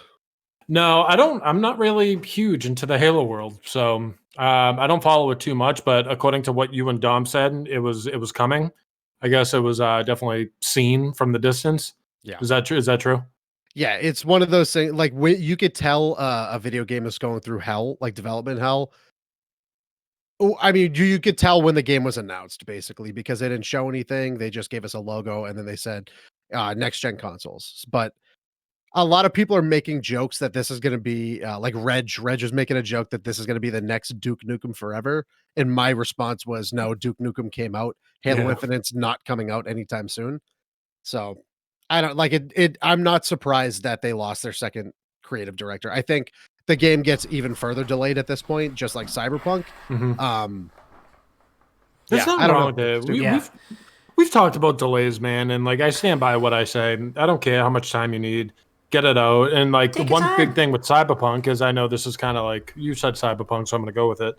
Of course, yesterday they announced that they were pushing it back like 3 weeks. First of all, it's 3 fucking weeks. Relax. It's 3 weeks. Everyone's like, oh my God, you already said the game went gold. Okay, well, like they're trying to do more with like the new gen and shit like that. It's 3 weeks. It's 3 weeks, you're okay. And then having people from the internet start going at like the social media team. Like, dude, they have nothing to do with this. And like majority of the people, some of the developers, I think all of the developers actually got the news dropped on them via an email when that tweet went out. So everyone found out at the same time. Right. And there's these fucking Twitter eggs running around just like destroying this poor social media team. Poor interns probably running the, actually, no, their Twitter game is rock solid. But like, relax. Like, I get people want a game to come out. I get like there's anticipation about it. Cyberpunk's arguably one of the most highly anticipated games that we've seen in a long time. And I get that, but it's 3 weeks. Yeah, it's a 4th time it's been delayed. But people just have to chill the fuck out. So these are the first people that they would get the game on November, 13th or whatever it is. They would get the game, and they'd be the first people to bitch that it was broken and not finished and not as polished as they wanted it. So now, exactly give them an extra 3 weeks, and they're still going to say the same shit. That's the thing. They're still going to say the same shit. Yeah. No, I agree. 100%. That's what it is. The people that get the game day one and there's bugs in it, and hold on, let me blog about this real quick. Look at this. Oh my god, there's a graphical hitch there, dude. I saw the amount of some. No, sorry. Go ahead. I was gonna say I saw somebody tweeted out yesterday when Watch Dogs Legion went live. Remember the old Assassin's Creed Unity thing where the head, the face was missing? Yeah, it was. Yeah. It's just the eyeball. There was a screenshot of that in Watch Dogs Legions, and I retweeted it and I said, "This is every AAA game going forward at day one. Why not just let it cook a little bit fucking longer, and get a finished game out?" And the guy was like, "Dude, it was one fucking frame. Relax." I'm like, bro, I'm fucking relaxed. I didn't just waste $70 on this fucking game. Right. Also, why are you tweeting this if you don't want people to react to it? Yeah. And sources just said it's going to get delayed till 2021. But for what, Cyberpunk? Yep. Insiders are saying, sources say that insiders are saying. Hey, would not be surprised. I tweeted this like 2 days ago. Like, listen, I'm totally fine with these pushbacks. Maybe, just maybe, we should, and again, this is me saying something outside the box because I don't work there and I don't run a game studio and I do not know what it requires to run a game studio, but surely there must be a way to develop a game and promise realistic timelines without murdering your entire development staff. There must be a way. Surely there must be a way. But yeah, stop announcing a game and then saying it's going to be out in the next 16 months. Right, because there's too many hands in the pot, because marketing and everything else, they want to forecast this, and guess what? That's going to go right up to the shareholders and everything else. So, and I think, so just to touch on Halo real quick, I am a big Halo fan. I am probably the biggest Halo fan out of the three of us. You know, I would like to say I'm a pretty big Halo, one of the bigger ones that I know. And I've been following this, and I've been trying to be optimistic as possible, you know, for the last 2 years since this has come out. At this point, the podcast has existed for about half the time that we've known that Halo Infinite existed, and it's just been nothing but bad news since then. You know, you can say what you want about 343. I know that pretty much everybody does. You know, the reality of the situation is that this game has never exactly had a smooth or optimistic outlook. You know, there's really no other team that can be involved. This is getting to the point where people are speculating that Xbox and Bungie are actually going to strike a deal to bring more of the old Bungie people back into the fold to kind of finish, to use a Halo quote, to finish the fight here and to really like right the ship. Call to the bullpen. Great quote. Yeah. Great quote. You see what I'm saying? So this call to the bullpen brought to you by Miller Lite. So the I can't remember his name right now. I gotta go to the blog on wickedgoodgaming.com real quick. But so the current head of Halo Infinite right now, I believe his name is John. Let me look at my blog. John Leguizamo and Bob Haskins. John Leguizamo and Bob Haskins. No, it's Joseph Staten, who is a longtime member of the Bungie and Halo teams. He was also the head of cinematic for the original Halo trilogy, and it was a longtime Halo series writer who wrote a few of the Halo novels. And I think now he is the de facto director on Halo Infinite. He actually signed on as the campaign project lead, which I don't know what that means because I don't work in a game development studio. So lead dev. No idea. Yeah, lead game designer. So that's the rumor now, is that he is at the helm for Halo Infinite after they've lost their second game director and they also lost their executive producer for the, I think creative director and executive producer. So 2 creative directors, 1 executive producer, and now Joseph Staten is in there to try to right the ship. So at this point, it says it's releasing reportedly in 2021, but who the fuck really knows? At this point, I think that we are going to see this game in June. I think that's my thing. It's going to be a summer blockbuster game. We're going to get we're going to get the cinematic, like, action-packed, like, gameplay and cinematic mixed trailer that we haven't even seen yet, and it's going to release in June. That is my prediction. Okay. I like that prediction based on the things I've heard, but dude, okay. you guys, per sources. Per sources. Put your But voice guys- changer on and tell us the news, and we'll blur your face We'll off. do the There's no like fucking news. we'll do but- like the gangland thing where like you're Yeah, just like in the black. Yeah, you guys are totally like hitting all the nails on the head. Fucking, it's so sad. It really is sad. It's breaking me. Because I've been an Xbox guy my whole life, never owned a PlayStation. I have the Xbox One X. I recently moved to PC, but goddamn, dude, just look at that beauty right Beautiful. Oh, Lord. Beautiful. That's a there. beauty. And you want to see why Halo Infinite's having issues? Guess who's not here anymore? That's right. Bungie. That's right. The entire Any of your staff sources left. say anything about that Bungie acquisition or partnership? Nope. Not a dude. It's All right, just, well, DM it's me fucking- afterwards because It's fucking. Destiny's plagued with the same problems, even though they have a lot of the publishers from Bungie. yeah. It's these fucking publishers, man. You a Destiny and it's guy? not even. I thoroughly enjoyed the first one because I'm an RPG guy. Yeah. But I tell you what, I was fucking real pissed when I hit the max level and I was grinding for like 4 days straight to get Right. these power light level things. Yeah. I always thought Destiny would have been the best game ever made if it had Borderlands weapon system Ooh. and upgrade system. Yep. That Well, was that's the my thing thought is, yeah. process on what that game would be. Destiny 2 like a Diablo style shooter looter. Yeah, Destiny 2 has moved more towards that, like, hey, we're going to just stop pretending that we don't want to be a shooter MMO, and we're going to just start to implement those mechanics. So, like, stats are back in Destiny 2, which is great. They're implementing, like, a full transmog system like WoW has right now. And, again, you're talking to the right one, because I'm a huge RPG guy, too. And I fucking hated Destiny 1 in its vanilla content. And everybody was telling me, oh, the Taken King is, it's a whole... And I've been saying this about every looter shooter that has come out in the last 8 years since, is that when it gets its Taken King upgrade, and I said this about Destiny 2, I said this about Division 2, I said this about, what was the other one that I said this about? Oh my god, the other big looter shooter that came out. I are called hot. it. And you're right. I was like, there hasn't been a single looter shooter that has got it right the first time. Marvel's Avengers is going to be the exact same thing. It's going to get its Taken King upgrade. I said it. Put your tinfoil hats on. Hold on 1 second. That game's dead. That game's too dead. But Well, wait. you gotta put Doug. You gotta put your tinfoil hat on. I First. actually own one. I'll Put go it on. find Just when put it it on. Actually, I own one. So, Marvel's Avengers, and I've said this is like the ninth. This is like the ninth looter Good shooter enough. that I've said this about. Is that when it gets its Taken King upgrade, it's gonna get its Marvel's Avengers. Insert subtitle here. Update. The Thanos event or something like that. Yes, it's going to get a Marvel's Avengers, Infinity War or whatever, and it's going to be a tie-in to whatever the new movie arc is. Whatever the new movie... So let's say the new movie arc is... what was the rumor? The Kree. It's gonna be the Kree. The Kree invasion. Marvel's Yeah, Avengers... Chris. I get. Yes, Secret Chris. We Wars. know you have no idea what we're talking about. We know. I was laughing Yeah. at Doug how he has an inventory of like clown accessories. Clown accessories. It's the subreddit inside. And that's exactly what's going to happen. CDog209 goes, I had the stream on mute for a second, and then I saw the hand motions for the tinfoil, and I had to unmute ASAP.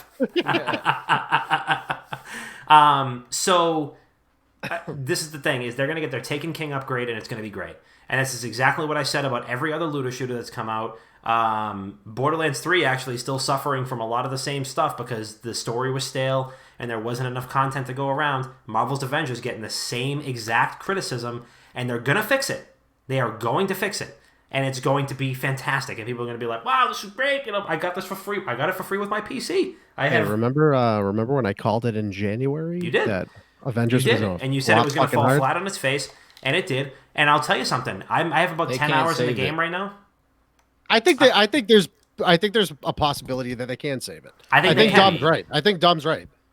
I think they can, and I think that it. So I've spent about 10 hours in the game already, and it is gameplay wise, it's fun. There is a lot of fun to be had in that game, and I can't remember the last time that I fucking sat down and was like, this game is fun. I'm having fun with this game. Like not every game has to just be about like the meta or about the mechanics or whatever. Like games can be fun, and they don't have to be the most technically sound games out. This reminds me of when Bob was talking about Pumpkin Jack, which was one of the most fun games that he was playing, like platformer wise, which is out now. Pumpkin Jack and Maneater. You're a shark, bro. You're a fucking shark.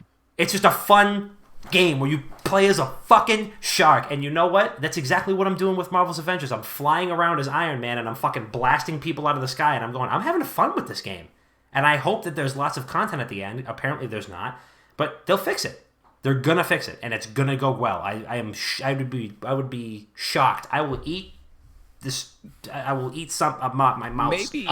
Maybe that's the toxicity of the internet and how it views things like that. Because it is fun. Like, I haven't actually gotten hands-on with Marvel's Avengers. Watched a lot of stream time of it. It looks fun. But then you get the end game and you get to that grindy hive shit, whatever it is that they have, that's like their raid.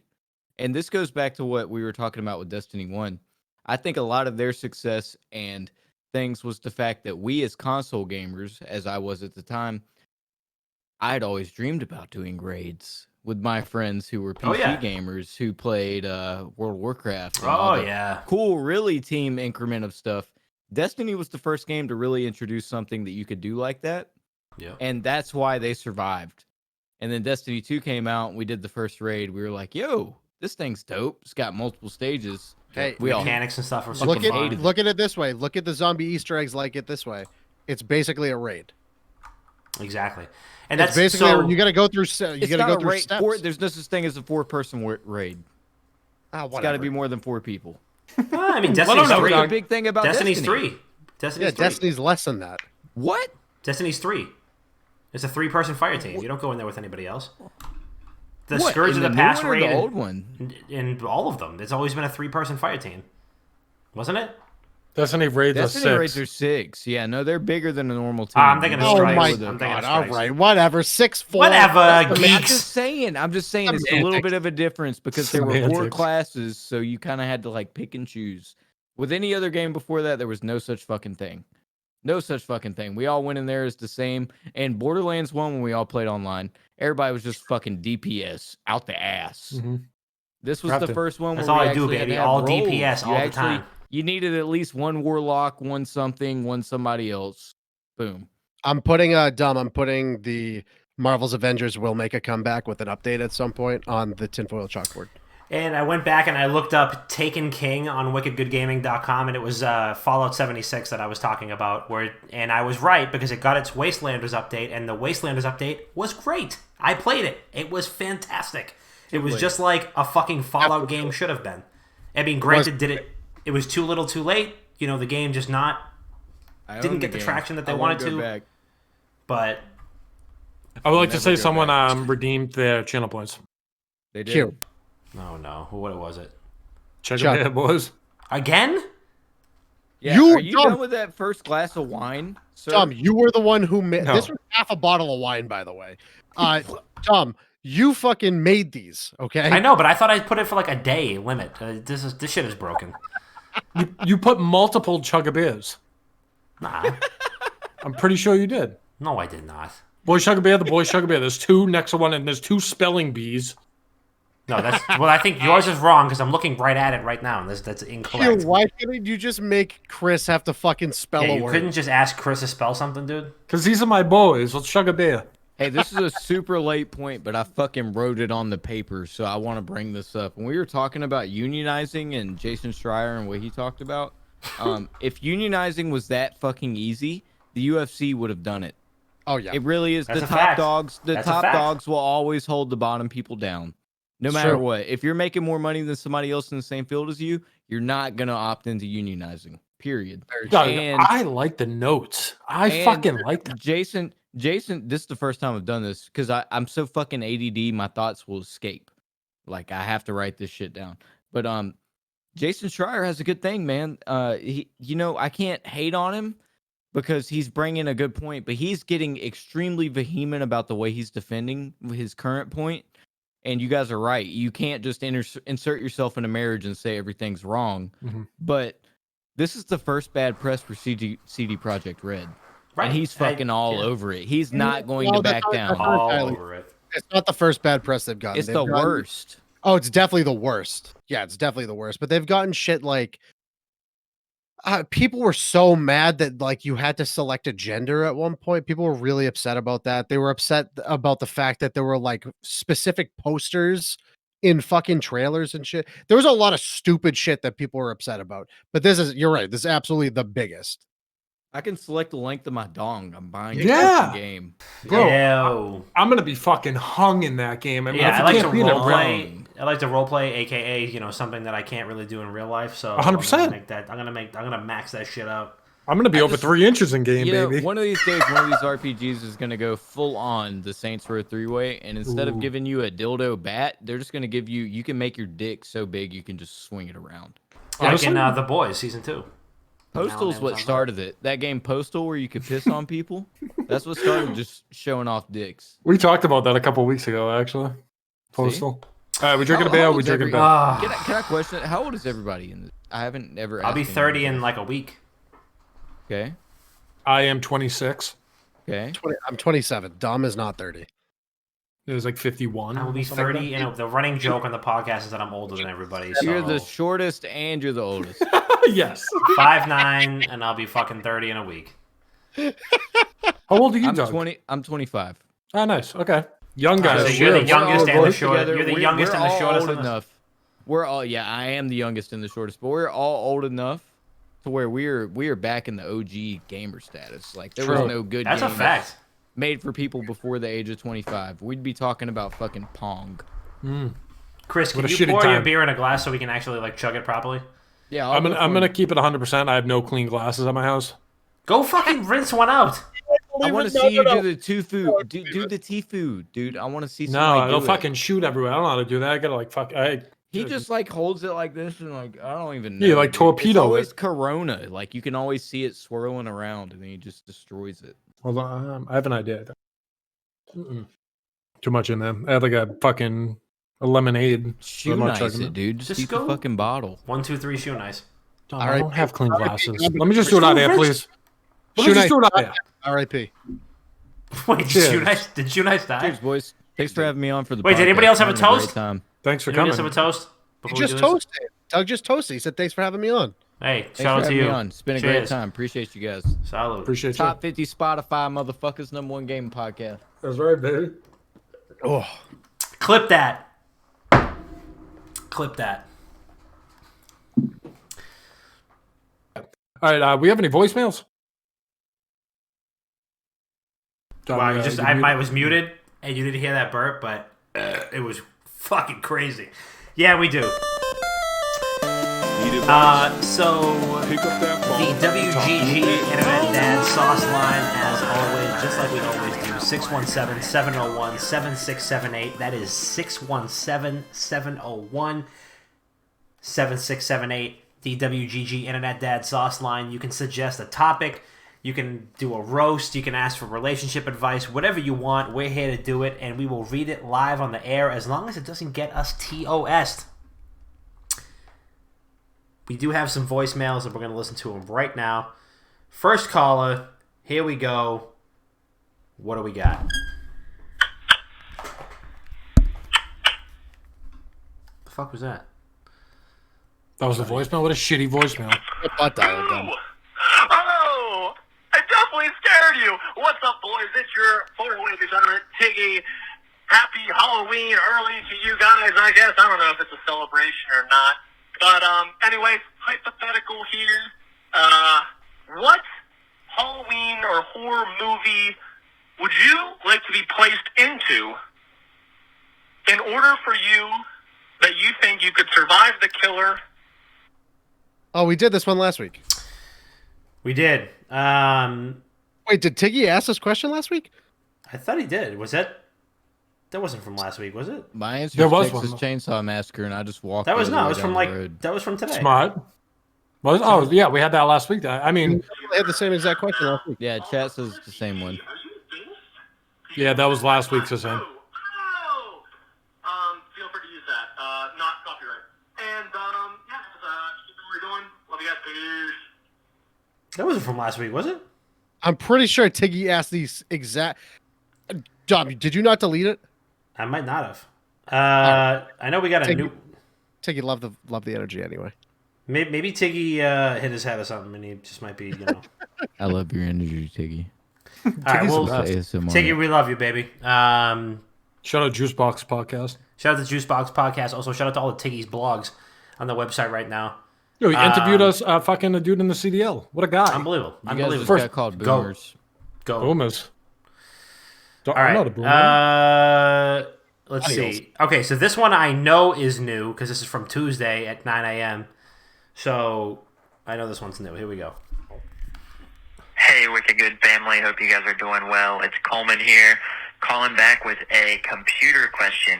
So as the holiday seasons quickly approach, my wife and mother have been asking me what I want for Christmas, and I was just thinking about how outdated my monitor is. It is an HP HD monitor, but it is from 2010. So I was thinking about upgrading slightly, and I only play games at 1080p HD. I think it's 1920 by the normal resolution. What monitor would you guys recommend that won't break the bank but will still be an upgrade? Hope you guys have a great week. Have a good Halloween. Cheers. See ya. All right, PC guy Dom, go ahead. What do you got for him? I can tell you the one that I have. I have a good 1080p monitor. I don't know Dude, mine. I was gonna say I'm a budget guy, and I have one that's not as good as my other one, and I have a budget one.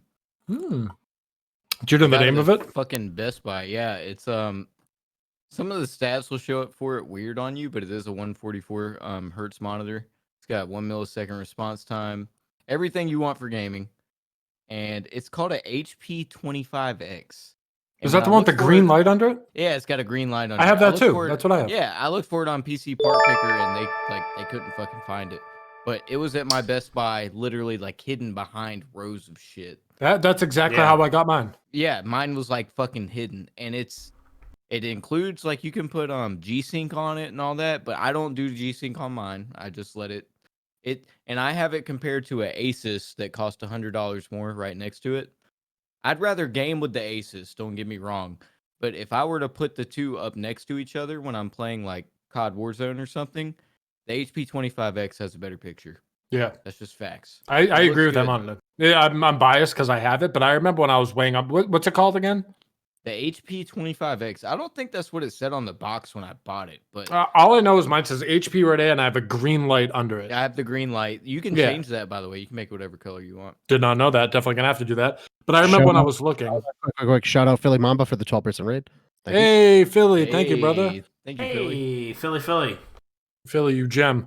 But yeah, I remember when I was looking for monitors, there was like a couple that like whatever I wanted to get a good one, but I also didn't want to break the bank.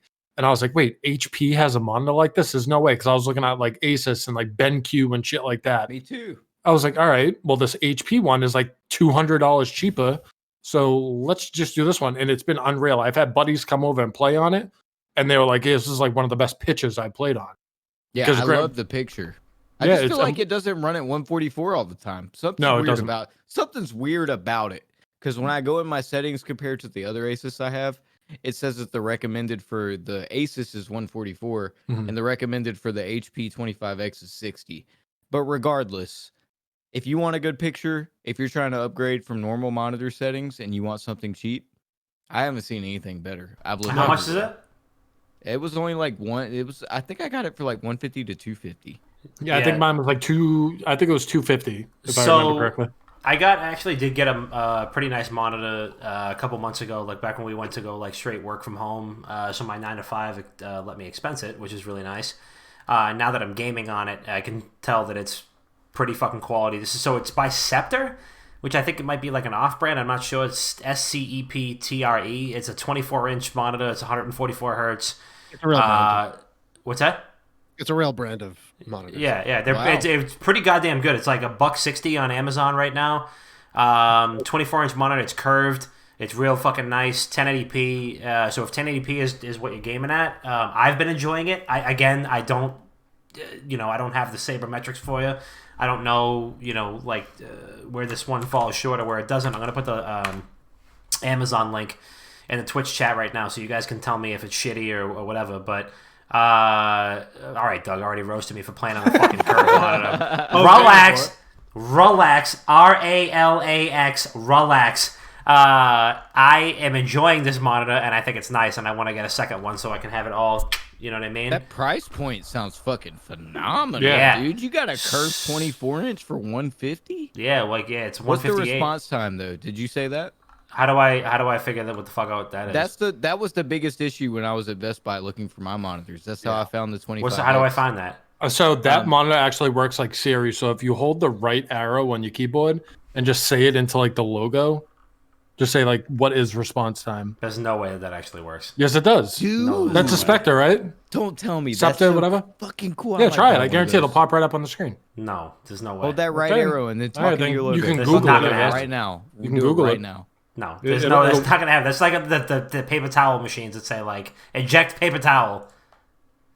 All right, then don't look at your response time. You're doing Coleman a disservice I'm right not now. here enough to know if he's like. Just killing the fall dick. for it, Dom. No, Please, I'm not gonna just fall for I'm it. not a fucking moron. That would have been crazy. I was about to say $160. You could talk to this bitch. That would have been so funny. Oh, it's not real. I basically only fuck with Acer monitors. If I were to get anything else, I'd probably get a BenQ. But the Acer, any of the Acer KG monitors are pretty. You're pretty Kevin good. Garnett. Yeah, any of the Acer Kevin Garnett monitors, you're pretty solid. They're all 1920 1080. You can get up past that 144 hertz. FreeSync 1 millisecond refresh. We talking Timberwolves or Celtics? Celtics. Only. Okay. You know where you're at? Celtics, baby. Because the Excuse Celtics me. are the balls. Sounds like the balls. Jess said it was a 3 millisecond response time. Am I tripping? That's why I bought the HP 25X, is because I was playing only on Xbox and I just wanted fast response time. 'Cause I was Yeah, playing 2K, and to get your green jumper, you got to be right on point. I agree. And that's what I bought. But could I deal with a 5 millisecond response? My CPU response time up top on Warzone always says 5 milliseconds. So is that just True. like, that All right, that I'm might be a thing? We're getting yelled at to listen to the other voicemails, so let's. Hold keep on. it moving. Before we do the next one, something worth noting is your PC is only as good as the worst part, essentially. So if your CPU is fucked, like if you get like a bucked CPU, it could bring down the performance of your PC. That's true. It's like spraying gold spray paint on a pile of dog shit. I would like to point out that I am the worst part of my PC. So True. Yes, user error. you know what I'm saying? Problem exists between keyboard and chair. It's called a PEBCAC error. All right, here we go. Next voicemail. And here we go. All right. What is going on, boys? Alex coming at you again out of Portland, Oregon. Fucking love what you guys do. In response to one of the things that you guys said about last week, I figured out who Chris Pratt could play in Gears of War, okay? You ready for this? He could fucking play Carmine. And people would lose their minds every single time that one of the Carmines died, but then he could just keep coming back as another Carmine. I think that it would be fucking hilarious. Chris Pratt, cheeky enough to do it, would mean multiple movies. What do you guys think? Once again, love what you're doing. Talk to you later. Wasn't Dude, it? big shout out to Alex. That was a dope voicemail. Can one of you guys repeat the question for me? 'Cause Yeah, it sounded was, like I was talking about Gears of War. But So we were that's talking from about Michael Gears. So last week we were talking about like casting in the Gears movie, and then a day later, Dave Bautista got added to Gears 5 as Marcus Phoenix in the Xbox Series X update. So big shout out to our brains, which are fucking moving this shit from brainwaves to reality. I But did not know that happened. yeah, bro. So in the Xbox Series X update, which I think is coming next week, Dave Like his Batista. CGI model, or Yep. like he Yep. voice acted him? Yes, both. So he's gonna be. So you can play as him in the campaign. Like you can play as Marcus, or sorry, you can't play as him in the Gears 5 campaign, but you can choose his character model, and his voice is Dave Bautista. Okay, I was gonna say because that would fucking Give me blow just- my give me mind. just They one just change character voices. That would be nuts. For Yeah. real. Because that just blows my. Marcus Phoenix's voice can't be changed to me. It'd be like changing Nathan Drake. That's fucking John DiMaggio. DiMaggio. Okay, I need to write that down because I've always John wondered DiMaggio does Marcus Phoenix. I'm pretty sure. He fucking kills his voice, dude. I've only felt emotion from him in about 4 of his voice lines, but it was the 4 of voice lines I was supposed to feel emotion. Yeah, I'm good. John DiMaggio is the fucking GOAT, and he brought Marcus to life and all that, and obviously nothing but respect for him. But I think this is a great little at bat for Dave Bautista to he re-recorded all the voice lines for Marcus for Gears 5. So when we get to play as him in the campaign with his likeness and voice, that'll be the final nail in the coffin. That'll seal the deal, hopefully, to get him on fucking screen, as Marcus, in the movie. So, but I think it's a cool. I think Chris Pratt would be cool as Baird. I think it would be. As Carmine. I think it'd be better as Baird. I think Chris Pratt would be perfect as Baird. Yeah. He's very quippy. Very quippy. Was that the question? So the question was, what do you guys think about Chris Pratt as Carmine? Yeah. I think so. I think there's 4 Carmine brothers, and you get the cool fucking jacked one in Gears 4. Yeah. 4? Clayton yeah, Carmine, you get that motherfucker is a badass. Yeah, but Clayton I still don't think he takes the fucking helmet off, and you would need Chris Pratt is a person that needs to have the helmet off. You got to see that pretty fucking face. Right. Oh yeah.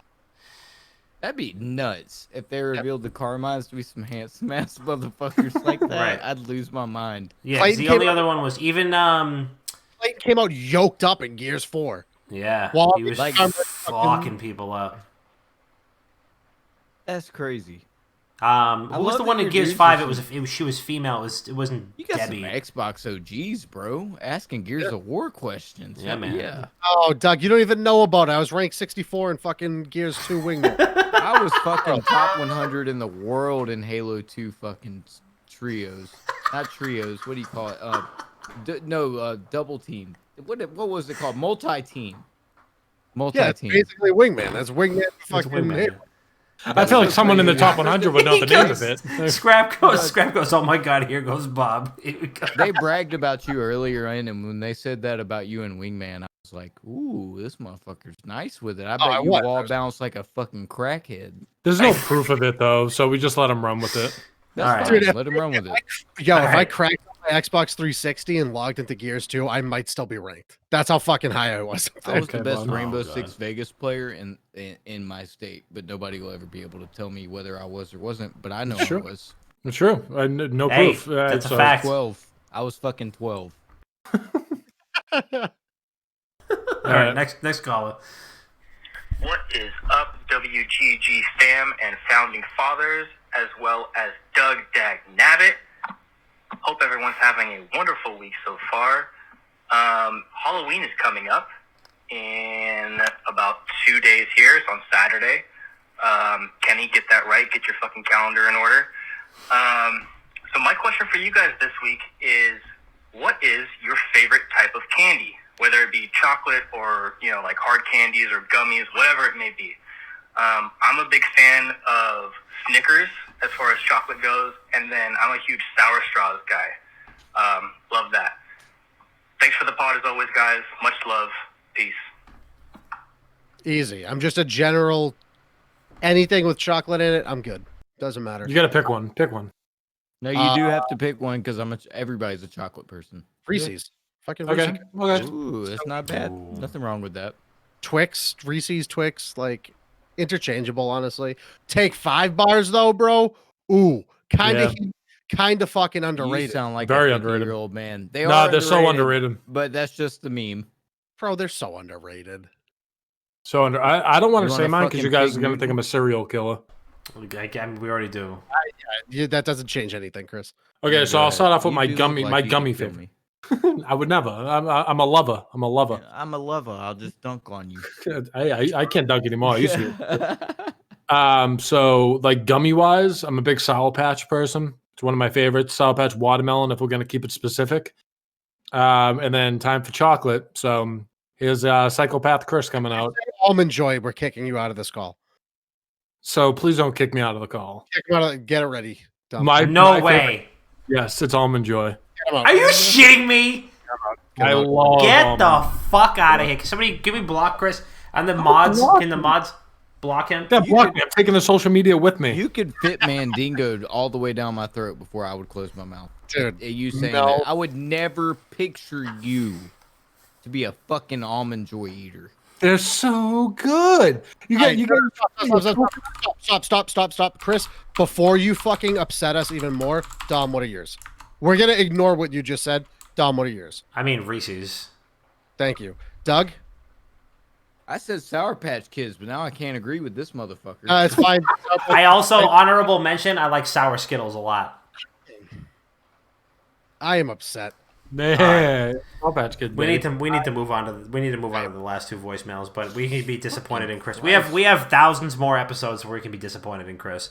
Fucking almond joy. I mean, we have 203 episodes before this, so we were disappointed. All right, here we go.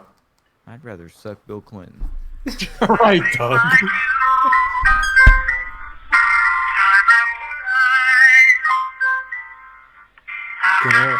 What's happening? You can't hear it? Are we about to get DMCA? Hey. Oh wait, redo shit, we might redo the actually. No. Stop. Yeah, no, you will. Redo the voicemail. You probably need to go in your Discord settings and turn off like echo cancellation. Definitely what it is. That's what I had to do. I had to turn off all my shit. The SF Shock know it all. We are the grand final champions.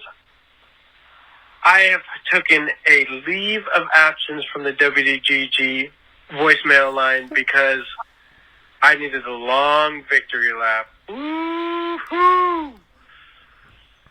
Bob, your king. Chris, P, Snakes, keep it up. You're a legend. And Uncle Dom, the Dominators, dominating the landscape.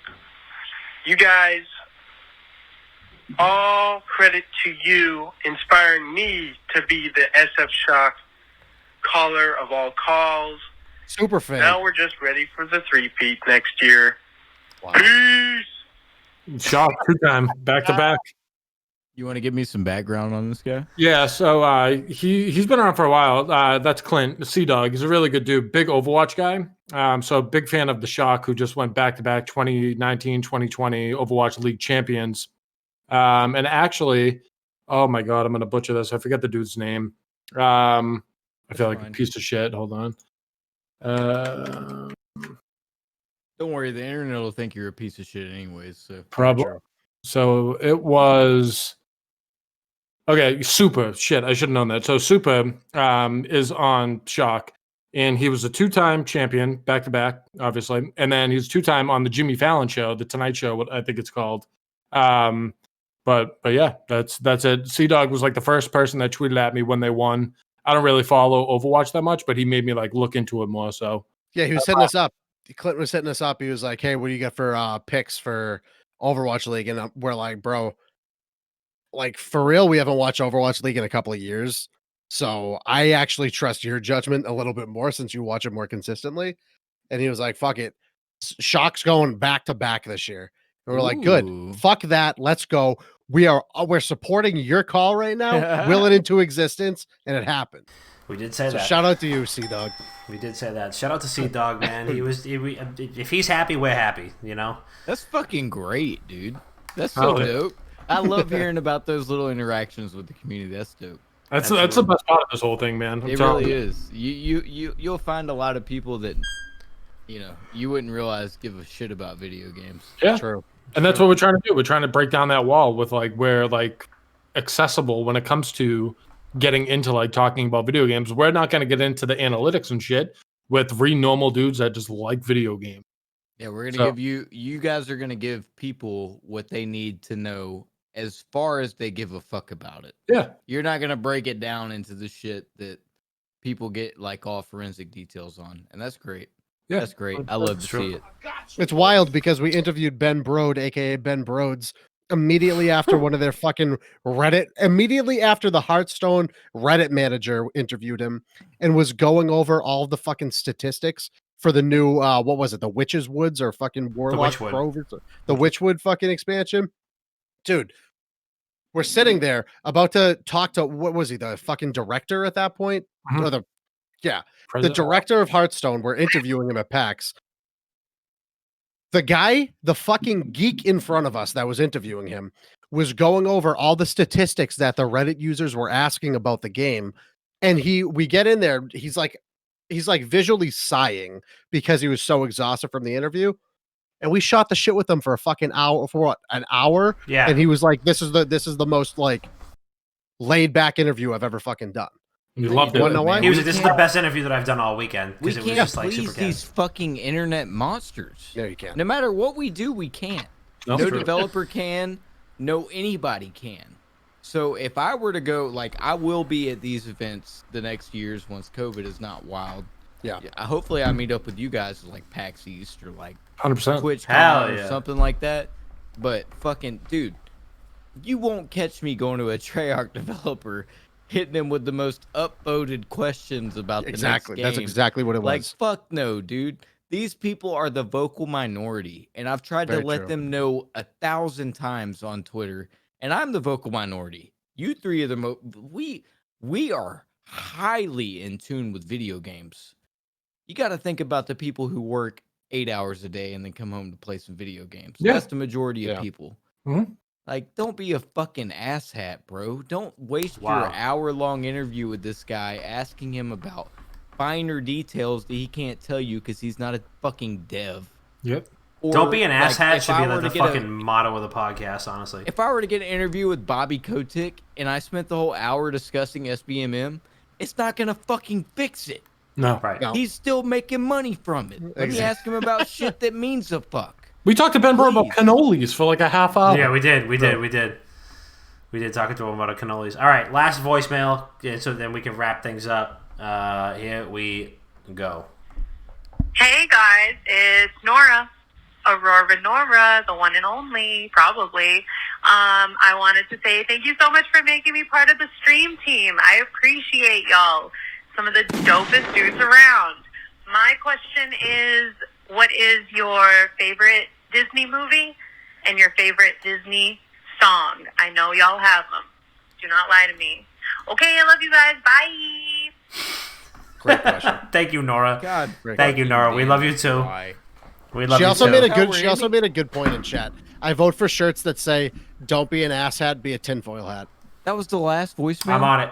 Yeah. That was the last voicemail, baby. All right, so here we go. Favorite Disney movie is probably Hercules, Oh, good one. and favorite song is "I'll Make a Man Out of You" from Mulan. Ooh. Easy. That is the easiest fucking song that we can all just agree upon. Yeah, that's what We I all was agree. saying. We all I agree. gotta look up the name right here just so I got it right. We can all agree it's "I'll Make a Man Out of You" by Mulan. Nope. What? What's yours, Doug? Let It Go. This is also a slapper. That is a I'm great not- song. I'm not comfortable with this. I might get in trouble with Activision. I'm very intrigued now. With Activision, Oh, dude. is my it? There's a favorite song Disney called movie- "Fuck Call of Duty" No. from Up or something. My favorite movie, my favorite Disney movie ever is High School fucking Musical, bro. All right, not right. so- Okay, all right. Let's keep it going. When Troy and Gabriella on New Year's Eve when they were singing when they That's first the met. best song in the whole thing, dude. Oh my Live god. in my own world. Stop! Yes. DMC, stop! Oh, good. She was gonna walk away at the end, and she like turns back. Oh no, he my was gonna walk. God. It's Dude, when either he puts the that one necklace or the around one- Gabriella and he said, and it's like T for Troy, no, T for time to leak some Call of Duty news. Yes. It's either okay, it's between two songs in that movie. It's between that first one that you just mentioned or the one where they go up to the fucking garden up top and like they're Yep. secluded amazing high school that when I was in middle school I thought my high school would have a fucking hidden garden. We all Just go up there and thought they smoke did, weed all day. too. There was none up there. What song was that? I gotta look it up now. Are we talking about Disney Channel movies or are we talking about Disney movies? It's the only reason I'm answering that is Disney is because it's on my fucking Disney app. fair. Damn. Shout out to Disney Plus. Shout out to Mandalorian coming out tomorrow, though. This is the way. Oh shit, is it? Yeah. That's right, baby. All right, cool. It's tomorrow? Tomorrow, daddy. Oh, I ain't streaming. We watching. That's a We fact. watching Baby Yoda, bitch. That's right. Where he goes, I go. Oh, By the way, Star Wars Squadron is gonna fail. Wow. That hurt, Dom. Oh man, I'm going through a list right now of like really good fucking like a Goofy movie classic. Oh, the Atlantic. perfect cast, dude. That's what was the song with the perfect cast? Was oh fuck. I know. I've seen Bob do the perfect cast. I've seen him do it in person. You didn't see that. I've seen him do it multiple times, and he does the perfect cast. I do the perfect. I know it step by step. He knows it to Who a is the letter. one typing? Who is Wicked Good Gaming typing in the fucking chat? We're all. It's in all this of us, together. basically. It's literally all of us. That's my goddamn life, dude. That's Oh, my yeah. life. We're all going through shit together. Let's all just fucking That's be a right. I did family. that for my what was it called? We had like a talent show my senior year of high school, and me and like 10 other people did that. We had we'd like choreograph the dance and stuff. It was great, phenomenal. Standing ovation, people crying, babies fucking getting kissed on the forehead. It was phenomenal. People proposing. I was all in on this topic, and then he said that. Aladdin classic. The Phantom of the Megaplex. I feel like classic. I'm out of the group because you guys all mentioned that Milan song. I never watched Milan. Yo, bro. We're gonna have to do a Mulan viewing party. If I saw we the wouldn't Dragon. get, I probably have seen it in its entirety, but through a bunch of different sessions. But I've never watched. dude, sat down and just watched it. if we wouldn't get DMCA'd, I would sing "I'll Make a Man Out of You" right now.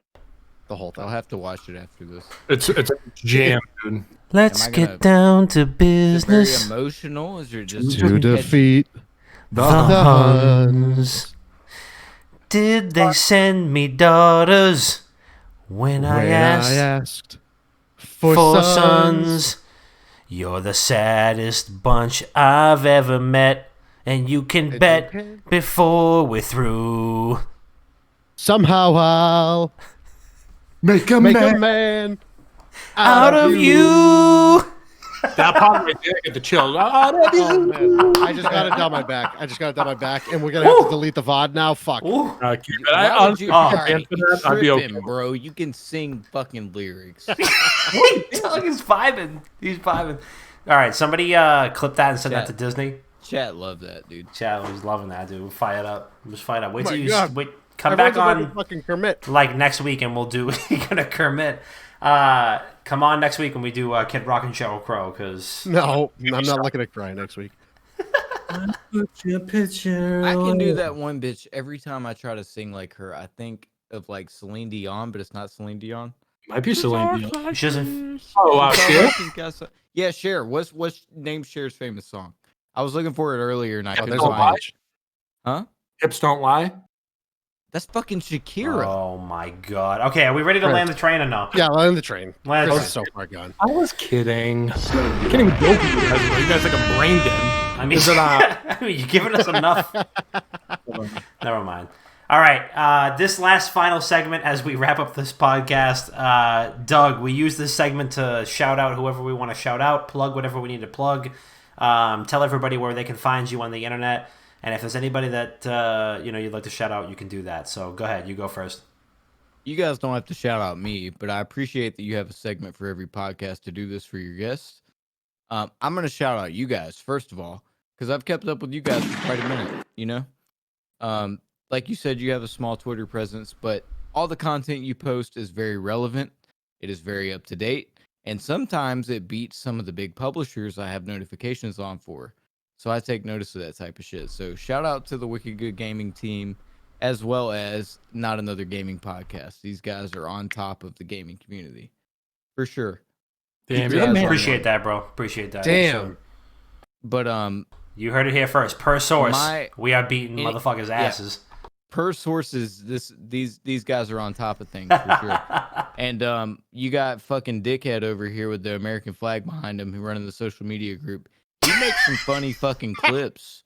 Thank You you. make some funny clips. Thanks for the backhanded compliment right there. Yes, you make some funny fucking clips, dude. For sure. Thank you. You're the reason I followed you guys in the first place. No Hell yeah. flex. Damn. I saw alright. somebody in like my recommended tweets with some random shit, and it was you just being a dumbass on a video. It works, about a baby. relevant gaming topic. So there you go. But I'm Doug. I've been doing this for about 6 or 7 months. I'm gonna make a breaking announcement on this podcast because Here it is. Here it is. I'm not supposed to do this yet, but my wife will understand. I was supposed to break this to social media soon with a cute picture and everything. About a week ago, I tweeted out that I was going to have a fire lit under my ass for the next 7 months, and I'd be going ham. A bunch of people speculated. My wife's pregnant again. Hey! Heard it here first. Heard it here first. Breaking news. He said he would leak something on the podcast before this week. Congrats, man. That is fucking amazing. Congrats. Congratulations. Congratulations, brother. Holy Sources shit. say I didn't pull out. But I did. I don't know what happened. It just happened. This is not a planned pregnancy, but yeah. This is something that extremely affects the career that I have moving forward. It is funny. Like, I agree. God. It is fucking... I was not ready for this shit. But she's about 6 weeks pregnant right now. 7 weeks. Amazing, man. I quit my job probably like it's probably been like 3 months ago, like 3 or 4 months ago, 5 months. I don't even know anymore. Quit my job to pursue all this. This is the real grind. The next 7 months. This is the real test for me. Yeah. So appreciate you guys having me on the podcast. Absolutely, bro. You don't have to shout out any of my socials. If you want to keep up with Doug, it really is simple. I try not to promote myself too much on Modern Warzone, but it's Modern Warzone, modernwarzone.com. I'll be working hard as fuck on my YouTube in the future. You're going to see 30 videos in the next 30 days from Modern Warzone on YouTube. Let's go. So let's go. I'm planning to monetize myself through YouTube and through daily articles where I cover over the articles on YouTube. So that's how I'm trying to make this into a career, trying to do more. It doesn't matter how many fucking hits I get. It doesn't matter how many followers I get. If I can't provide for my wife and my family and give my children a better life than I had, then That's a fact. I will disappear. You know, That's a fact. Somebody else will give you guys leaks. It's really not that hard. I got lucky. I fell in the position to where I have inside sources. Those inside sources came to me. So it's not like I was throwing a fishing hook.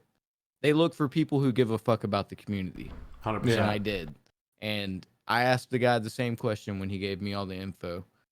But I was like, why me? Why me? Like, legit. Like, I questioned the fuck out of this guy before I published anything about it. I was like, why me? You're a verified account. You're huge. Why me? And he was just like, I can tell you really give a shit. You really give a fuck.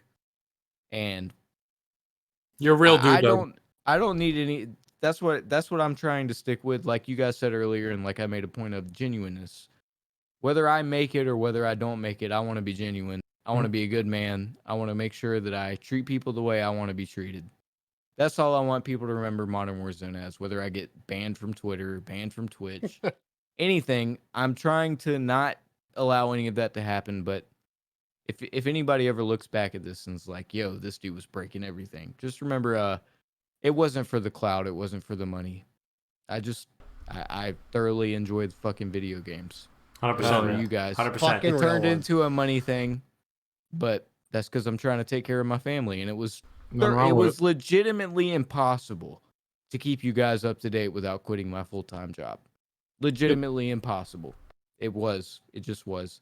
When their update time is on a schedule of 1 p.m. Eastern Standard Time, you can't keep up with that while I'm working a 9 to 5. True. Well, your work doesn't go unnoticed, man. As someone who's only known you for a month and change at this point, I've seen work that you've put in the past, and I think you should stop saying why you and why not you. You do really fucking good work, and I think you're doing great things as a person, as a man, and as a professional in the field that you are currently practicing in. So first and foremost, congratulations on the baby. That's fucking incredible. Second 100%. Of all, thank you for coming on. Third of all, it's at Modern Warzone on fucking everything. You don't want to plug it. Doug Dagnabbit on Twitter, I believe. Literally everywhere. If you like Call of Duty, you like video games, this is an account and a person that you have to follow. Real genuine dude doing really, really good things. So I'm not blowing smoke up your ass because you're right in front of me. I take pride in being very transparent. But quite a few times, man. Yeah, big fan of you. You're getting me fucking emotional, so shut the fuck up. Big fan of you. Big fan of everything you do. But yeah, other than that, I have nothing else. Thanks for everyone for hanging out tonight. It's been a long one, but a really fun one. It's one of the few times I could say that like a couple hours hit, and I was still fucking like ready to go. If we just went for another couple hours, I'm still good. Yeah. But That's how you know. This is a really good. You know. Yeah. That's how you know for sure. Doug, we usually have like an hour and a half long podcast. And we went for what, like 2 hours, two and a half? That's why I've been in the DMs with you guys. Like, man, I care about all this shit. You know, Yeah. Even before all this, I just kept up with video games. And that's what we like. We want to get people who give a shit on our show. We want to give them a platform to be like, hey, this is what we do. And this is how you know that we had a good fucking episode. We enjoyed this episode because we just fucking went with it. You know what I'm saying? Like normally we would do voicemails an hour and 15 minutes in and we just fucking cruised because we're passionate about the topics that we discussed tonight. So shout out to you for coming on tonight. Make sure you check out Modern Warzone at everything. Doug, a fucking true king among men on Twitter when it comes to the Warzone fucking leaks coming to you live. I got some shit to shout out for the YouTubes. Pokey Simp, I don't know. I don't know who this is. Okay. Commented, only protection we need is from Bob's sexy body. Thank you. JB. There the horn was. Keep up the hunt for the paralegals. And Kira, Bone. So shout out to everybody. If you want to get shout out by me, sub to us at youtube.com/Wicked Gaming. Leave a comment. I will shout you out on the show. Again, Doug, thank you so much for coming on. I can't wait to run through some fucking zombies Easter eggs with you, brother. Dude, I'm so excited to play with you guys this weekend. Hell yeah. I'm just 100%. glad that I have other people that I know that give a fuck. Because I'm trying to figure out how to... I told you guys that I took a big-ass break. I'm trying to figure out how to digest this content and present it to the COD community to where they can fucking understand what's happening. Yeah. When Die Machine comes out for Black Ops Cold War. Yeah. Because I don't fucking understand. Yeah. I don't understand. So that just gives me a drive. Like, I got to figure this out for my people. Yeah. 100%. So I'm excited to play with you guys, especially who was I talking to earlier in the DMs? Who was saying they wanted to play? But Probably they needed one other person. Yeah. Was Bob. Yeah. See, exactly.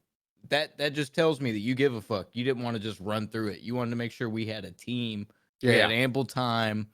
That was my main thing. Like, I want to fucking understand. I don't just want to beat it. They're super fucking intricate, which is why you need time for it. But yeah, we'll do it this fucking weekend. We'll go through a couple of them. Reinstalled Black Ops 3, so I'm good to go. Chris, as long as he's around, he should be good to go. And our intern Kenny could fill out our 4th slot if he's available. So yeah, we should have 4. We'll get as I'll of pull up 45 minutes from now, we have 2 weeks until Black Ops Cold War release. Hell yeah. True. Can't wait. Dom, what are you going to shout out? Wow. So just big shout out to Doug. As somebody who is kind of like our resident family man, I'm going to be starting a family of my own. Not too shortly in the future. You know what I mean? That means a lot for you to be like, to be that dedicated to not only be so passionate about your craft, but also to be doing it for, to support your family, and not just for you, not just because you got an ego, not just because you got a fucking, you're trying to hit a paycheck, not just because you want the clout, just because your family is your top priority. So I can definitely empathize with that. And at the end of the day, I think that's what really matters most. So, no, Nora, not yet. Not yet.